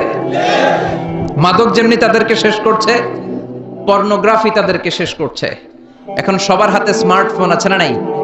হ্যাঁ, এই স্মার্টফোনগুলোর ভিতরে ইন্ডিয়ান নায়িকাদের কোমর দুলানো ডান্স আছে না নাই? রুব্বানে নাচে কোমর দুলাইয়া, ফেরেশতারা বলবে তোগরে পিডামু আমরা ঝুলাইয়া, ঠিক কি না? এই মাদক, এই পর্নোগ্রাফি শেষ করে দিচ্ছে যুবকদেরকে। এজন্য প্রিয় ভাইয়েরা, এই সাথী ভাই একতা সংগঠনের সাথে যারা জড়িত আছেন, নজরকে হেফাজত করতে হবে। আন-নাযার সাহামুন মাসমুন মিন সিহামি ইবলিস। এই নজর হচ্ছে শয়তানের বিষ মাখানো তীরবানের মধ্য থেকে ভয়ঙ্কর একটা তীর। এই তীর দিয়ে শয়তান যুবক যুবতীদেরকে কাবু করে ফেলে। বিশ্বনবী বলেছেন, আলী লা তুতবি'আন নাযরাতান নাযরা, এক নজর যদি ভুল করে কোন নারীর, বেগানা নারীর চেহারার দিকে পড়ে যায়, খবরদার দ্বিতীয় নজর দিও না। ফা ইন্না লাকাল উলা ওয়া লাইসাত লাকাল আখিরা, প্রথম নজর তোমার জন্য ক্ষমা, কিন্তু দ্বিতীয়টা কিন্তু ক্ষমা নয়, দ্বিতীয়টা তোমার জন্য গুনাহ। একটা গ্ল্যান্সে হুট করে একটা নারীর দিকে, বাজার দিয়ে, রাস্তা দিয়ে আপনি হাঁটছেন, চেহারা পড়েই যেতে পারে, নজর পড়েই যেতে পারে, এটা মাফ করে দিবে কে? কিন্তু মজা নেয়ার জন্য যদি আবার তাকান, গুনাহ আছে না নাই? এখন নতুন একটা টার্মিনোলজি বের হয়েছে ইয়াংদের মধ্যে, সেটা হচ্ছে ক্রাশ খাওয়া, আছে না নাই? এই হাদিসের আধুনিক ব্যাখ্যা যদি আমি করি, তাহলে আধুনিক ব্যাখ্যাটা হবে এমন: প্রথম ক্রাশ খাওয়ারে মাফ করে দিবে কে, কিন্তু দ্বিতীয়বার ক্রাশ খাইলে মায়ের আছে না নাই? কথা বলেন। এই পর্নোগ্রাফি, এই নেকেড ভিডিও, এই ইন্ডিয়ান নায়িকাদের কোমর দোলানো dance, Kolkata movie, Hindi movie, Chinese মুভিগুলো আমাদের মোবাইলের মধ্যে লোড করা আছে। এগুলোকে আনলোড করে ফেলতে হবে, এগুলোকে ডিলিট করে ফেলতে হবে। আল্লাহর সন্তুষ্টির জন্য এই মোবাইলগুলোকে শুধু ইউজ করতে হবে একজনের খুশির নিমিত্তে, তিনি কে? তাহলে এই মাদক, পর্নোগ্রাফি আমাদেরকে শেষ করে দিচ্ছে। আরেকটা ভয়ঙ্কর সমস্যা খুব প্রকট আকারে দাঁড়িয়েছে আমাদের বাংলাদেশে, সেটা হচ্ছে নোংরা ছাত্র রাজনীতি, আছে না নাই? এই তাগড়া যুবকগুলোর রক্তগুলোকে ইউজ করা হচ্ছে এই নোংরা রাজনীতিতে। এটা থেকেও বেরিয়ে আসতে হবে। পৃথিবীর বিভিন্ন দেশে যুবকদেরকে ইসলামের পথে নিয়ে আসার জন্য নানা ধরনের মেকানিজম, নানা ধরনের স্ট্র্যাটেজি বাস্তবায়ন করা হচ্ছে। তার বিপরীতে আমার এই প্রিয় বাংলাদেশে মুসলিম যুবকদের যে চারিত্রিক মাধুর্যতা আর নৈতিক মানদণ্ড থাকার কথা ছিল, তার কোনোটাই নাই। চিল্লায় বলেন ঠিক কিনা? আল্লাহ জাতিকে তুমি হেফাজত করো, আমার যুবক ভাইদেরকে তুমি হেফাজত করো। সম্মানিত ভাইয়েরা, আসুন শুরুতেই আমরা আল্লাহ রাব্বুল ইজ্জাত ওয়াল জালালের দরবারে শুকরিয়ার মস্তক অবনত করি যে আল্লাহ তাআলা এরকম চমৎকার একটি পরিবেশে আমাদেরকে বসার সুযোগ করে দিয়েছেন। গতকালও আমাদের একটা বড় প্রোগ্রাম ছিল, অনেক আলেমদের মিলন মেলা, ভেরি হাই ভোল্টেজ প্রোগ্রাম। অনেক ভালো ভালো আলোচক, অনেক ভালো ভালো মুফাসসিরে কোরআনদের একটা মিলন মেলা হওয়ার কথা ছিল, হয় নাই। কিন্তু এইখানে কথা বলার সুযোগ করে দিয়েছে কে? এজন্য আমি প্রায় বলি, কোরআনের আওয়াজকে স্তব্ধ করে দেয়া যায় না, কোরআনের গতিকে থামিয়ে দেয়া যায় না। কোরআনের গতিকে থামাতে গেলে ওর গতি আউট হয়ে যাবে। চিল্লা এখন ঠিক কিনা? এজন্য কোরআনের আওয়াজের সাথে নিজের আওয়াজকে বুলন্দ করতে হবে, কোরআনের মেজাজের সাথে নিজের মেজাজকে মিলাতে হবে, কোরআনের পক্ষে থাকতে হবে, কোরআনের জন্য জীবন দেওয়ার শপথ করতে হবে। চিল্লায় বলেন ঠিক কিনা? আজকে যে বইটা থেকে আমরা কয়েক মিনিট কথা শুনবো, বইটার নাম কি? কোনো ভুল আছে? সন্দেহ আছে? সংশয় আছে? এই কোরআনের বিপক্ষে কথা বললে ওর সাথে সম্পর্ক আছে? ওর কোনো কথা আমরা মানতে চাই না, চিল্লায় বলেন ঠিক কিনা? আগে কোরআন মানবি, তখন তোর জন্য আমার অন্তর থেকে দোয়া আসবে, চিল্লায় বলেন ঠিক কিনা? আর কোরআনের বিরুদ্ধে কথা বললে তোর জন্য এক ফোঁটা দয়া, মায়া, ভালোবাসা আমার অন্তরে না। এজন্য আমরা এই মহাবিশ্বের মহাবিশ্বয় মহাগ্রন্থ আল কোরআন থেকে আলো নেয়ার চেষ্টা করব। The Quran came to this world in order to enlighten our heart. আমাদের হৃদয়টাকে আলোকিত করতে এসেছে। It's a problem solving methodology. It's not a problem creating methodology. Quran প্রবলেমকে সলভ করে দেয়। সুবহানাল্লাহ বলবেন না? এই কোরআন কোনো প্রবলেম বাধায় না, কোনো জট সৃষ্টি করে না, কোনো জট পাকায় না। কোরআন জট খুলে দেয়। এজন্য সব সমস্যার সমাধান কোরআনের ভেতরে আছে না নাই? সব সমস্যার সমাধান দিতে পারে। সমাধান চাও যদি জীবনে, মরণে ফিরে যাও, খুঁজে নাও, চোখ রাখো কোরআনে। ঠিক কি না? চোখ রাখবেন কোথায়? নাকি এটিএন বাংলার পর্দায়, চ্যানেল 24 এর পর্দায়, জি বাংলার পর্দায়, স্টার জলসা? চোখ রাখতে হবে কোথায়? সবাই পড়েন। সমাধান চাও যদি জীবনে, মরণে ফিরে যাও, খুঁজে নাও, চোখ রাখো কোরআনে। If you want the solution this দুনিয়া and আখিরা, go back, have a look to the holy কোরআনে। আল্লাহু আকবার। তার মানে এই জীবন চলার পথে যত সমস্যা হবে, সব সমস্যার সমাধান কোরআনে দিয়েছে কে? কারণ এটা এমন বই যে বইয়ে কোনো ভুল সংশয়ের অবকাশ নেই। This is the book whereof there is no doubt in it and a guidance to those who are muttaqin. সুবহানাল্লাহ পড়ে। এটা এমন বই, এখানে ভুল, সন্দেহ, সংশয়ের কোনো অবকাশ নাই। মুত্তাকিনদের জন্য আলোর মশাল করে কিতাবটারে পাঠিয়েছে কে? আবার রব্বুল আলামিন বলেন, কিতাবুন আনজালনাহু ইলাইকা লিতুখরিজান নাসা মিনাল যুলুমাতি ইলান নূর। Muhammad, I've revealed this holy and sacred book unto you in order to lead the mankind out of darkness into the light. ও নবী, কেন এই কোরআনকে আমি পাঠালাম জানো না কি? শোনো শোনো, অন্ধকারাচ্ছন্ন মানুষগুলোকে আলোর পথ দেখানোর জন্য, জাহান্নামী গুলারে জান্নাতি বানানোর জন্য, বেয়াদব গুলারে আদব শেখানোর জন্য কোরআন নাজিল করেছে কে? তাহলে কোরআন যারা জানবে, কোরআন যারা শিখবে, কোরআনের কথা যারা বলবে, কোরআনের যারা listener, you are the audience and listener of the holy book Quran. ঠিক কিনা? কোরআনের যারা শ্রোতা তারাও ভদ্র, তারাও আলোকিত মানুষ। আমরা আলোকিত মানুষ হতে চাই, ঠিক কিনা? এই আলোকিত মানুষ বানানোর জন্যই কিন্তু কোরআন এসেছে। এই দাঙ্গা, এই হাঙ্গামা, এই মারামারি, এই ঠেলাঠেলি, এই হত্যা, এগুলো বন্ধ করার জন্য কোরআনের সলিউশনই যথেষ্ট, কোরআনের দেয়া প্রেসক্রিপশন যথেষ্ট। কিন্তু আমরা কোরআন থেকে প্রেসক্রিপশন নিতে চাই না, ঠিক কিনা? এজন্য আমাদের সংলাপগুলো ব্যর্থ হয়ে যায়। আমাদের দেশে সংলাপ আছে না নাই? কিন্তু ব্যর্থ হয় কেন? কোরআনের প্রেসক্রিপশন নেই নাই। এই জন্য কোরআন থেকে প্রেসক্রিপশন না নিলে আপনার জীবনটা সুন্দর হবে না। বিশ্বাস হয়? কোরআন থেকে প্রেসক্রিপশন না নিলে আপনার ফ্যামিলিতে বরকত হবে না। আল্লাহর কসম, কোরআন থেকে প্রেসক্রিপশন না নিলে সমাজটারে আপনি মদিনার সমাজ বানাতে পারবেন না। চিল্লায় বলেন ঠিক কিনা? কোরআন থেকে প্রেসক্রিপশন না নিলে রাজনৈতিক দাঙ্গা হাঙ্গামা শুধু ঐক্য করে এটার সমাধান করা যাবে না। চিল্লায় বলেন ঠিক কিনা? প্রেসক্রিপশন আপনাকে কোরআন থেকে নিতে হবে।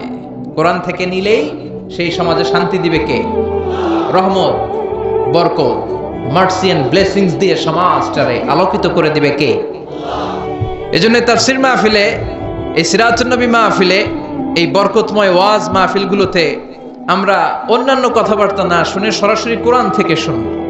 কেননা কোরআন দিয়ে যে কথা বলে তার কথার মধ্যে বরকত বেশি, তার কথার মধ্যে সত্য বেশি, বাতিলের মিশ্রণ থাকে না। ঠিক কিনা? সম্মানিত সুধী, আসুন মহাবিশ্বের মহাবিশ্বয় মহাগ্রন্থ থেকে সরাসরি আমরা তাফসীরুল কোরআনের দিকে চলে যাই। আমি চাইবো কোরআনের সাথে যাতে আপনাদের সম্পর্কটাকে বিল্ড আপ করে দেয়া যায়। আমরা যারা মুফাসসিরে কোরআন, আমাদের সিলেবাস একটা। সিলেবাস কি? নাম কি? কোরআন।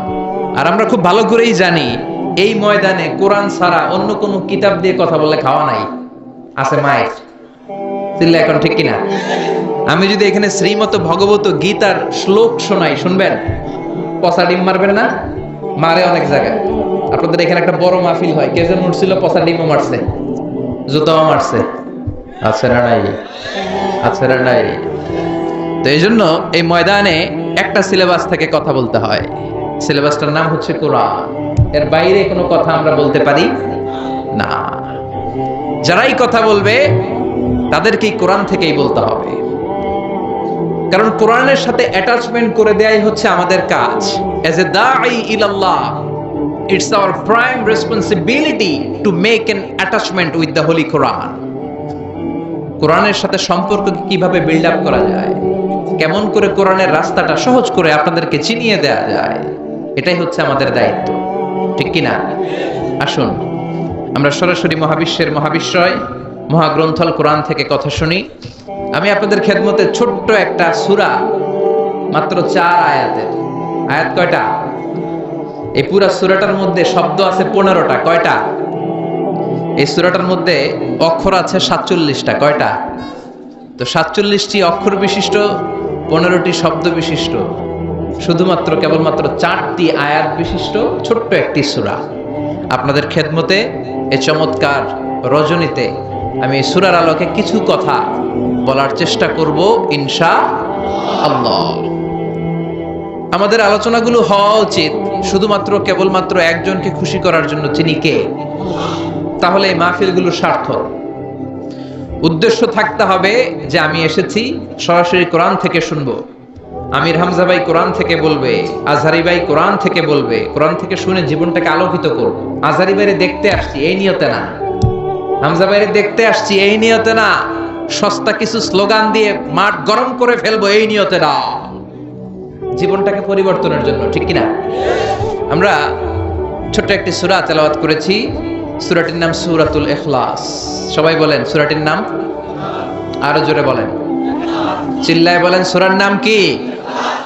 সূরাতুল ইখলাস। এটার বড় অভাব সমাজে, এটার বড় আলেম, সাধারণ মানুষ, নেতৃবৃন্দ, নারী পুরুষ নির্বিশেষে সবচেয়ে যে জিনিসটির অভাব আমাদের সমাজে, সেটি হচ্ছে, সেটি কি? আল্লাহুম্মা রযুকনা ইখলাস ইয়া রাব। আল্লাহুম্মা রযুকনা ইখলাস ইয়া রাব। হে আল্লাহ, তুমি ইখলাসকে আমাদের রিজিক হিসেবে কবুল করে নাও।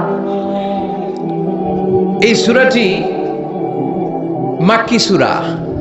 আপনারা জানেন যে আমার আলোচনার স্টাইল হচ্ছে আমি ক্লাসের মতো করে কথা বলি। I consider all the sitting personality in front of me as a student of me. আমার সামনে যারাই বসা থাকে, মুরব্বী, আমার বয়সের, ছোট, সবাইকে আমি ছাত্র মনে করি। আর আমি যখন কথা বলি আমি নিজেকে শিক্ষক মনে করি, কেননা এটা নবীদের কাজ। বুইসতু মুআল্লিমান, বিশ্বনবীরে শিক্ষক বানিয়ে পৃথিবীর বুকে পাঠিয়েছে কে? আবার আমার আগে যিনি কথা বলছিলেন উনি ছিলেন আমাদের শিক্ষক, আমার শিক্ষক। আবার আমার পরে হামজা ভাই যখন কথা বলবেন উনি হয়ে যাবেন আমাদের শিক্ষক। আমরা সবাই কোরআনের ছাত্র। কোরআনের ছাত্র হয়ে বাঁচলেও লাভ, মরলেও লাভ, ঠিক কিনা? সম্মানিত ভাইরা, সূরাতুল ইখলাস ছোট্ট একটি সূরা, মাক্কি সূরা। হিজরতের আগে যে সূরাগুলো নাজিল হয়েছে এগুলো মাক্কি, হিজরতের পরে যে সূরাগুলো নাজিল হয়েছে এগুলো মাদানী। জানেন না সবাই? এই সূরাটা মুখস্থ নাই কার কার? হাত তোলেন। একজন। ওনার একটা নোবেল প্রাইজ দিয়ে দেন। উনি ইখলাস মুখস্থ করতে পারে নাই, আসলে পারছে, আনন্দের ঠেলায় হাত তুলছে। সুবহানাল্লাহ বলেন। রুফিআ আন উম্মতি আল খাতাউ ওয়ান নিসিয়া। ভুল করে কিছু করলে আল্লাহ মাফ করে দেয়। না বুঝে ভুল করে হাত তুলছে, কি আল্লাহ আমরা পাইছি, ভুল করলে উনি মাফ করে। আল্লাহু আকবার। আমরা সবাই ভুলকারী, ভুল নাই এমন কোন মানুষ নাই। বিশ্বনবী বললেন, কুল্লুকুম খাত্তাউন ওয়া খায়রুল খাত্তাইনা তাওয়াবুন। তোমরা সবাই পাপী, তোমরা সবাই ভুল করো, আর এই ভুলকারী আর পাপীদের মধ্যে শ্রেষ্ঠ পাপী ওই পাপী যেই পাপী পাপ করার পরে তওবা করে কার কাছে? পাপ নাই, ভুল নাই এমন কোন মানুষ নাই, ঠিক কি না? কিন্তু পাপীদের মধ্যে, ভুলকারীদের মধ্যে আল্লাহর কাছে সবচাইতে শ্রেষ্ঠ পাপী, সবচাইতে প্রিয় ভুলকারী ওই ভুলকারী ভুল করার পরেই তওবা করে কার কাছে? ইয়া আইয়ুহাল্লাযীনা আমানু তুবু ইলাল্লাহি তাওবাতান নাসুহা। ও গোলাম, তওবার মতো তওবা করো। ও বিশ্বাসীরা তওবা করো। তওবার মতো তওবা করলে সব গুনাহ মাফ করে দেয় কে? আল্লাহ বলে আমার কাজ তোদের তওবা কবুল করা।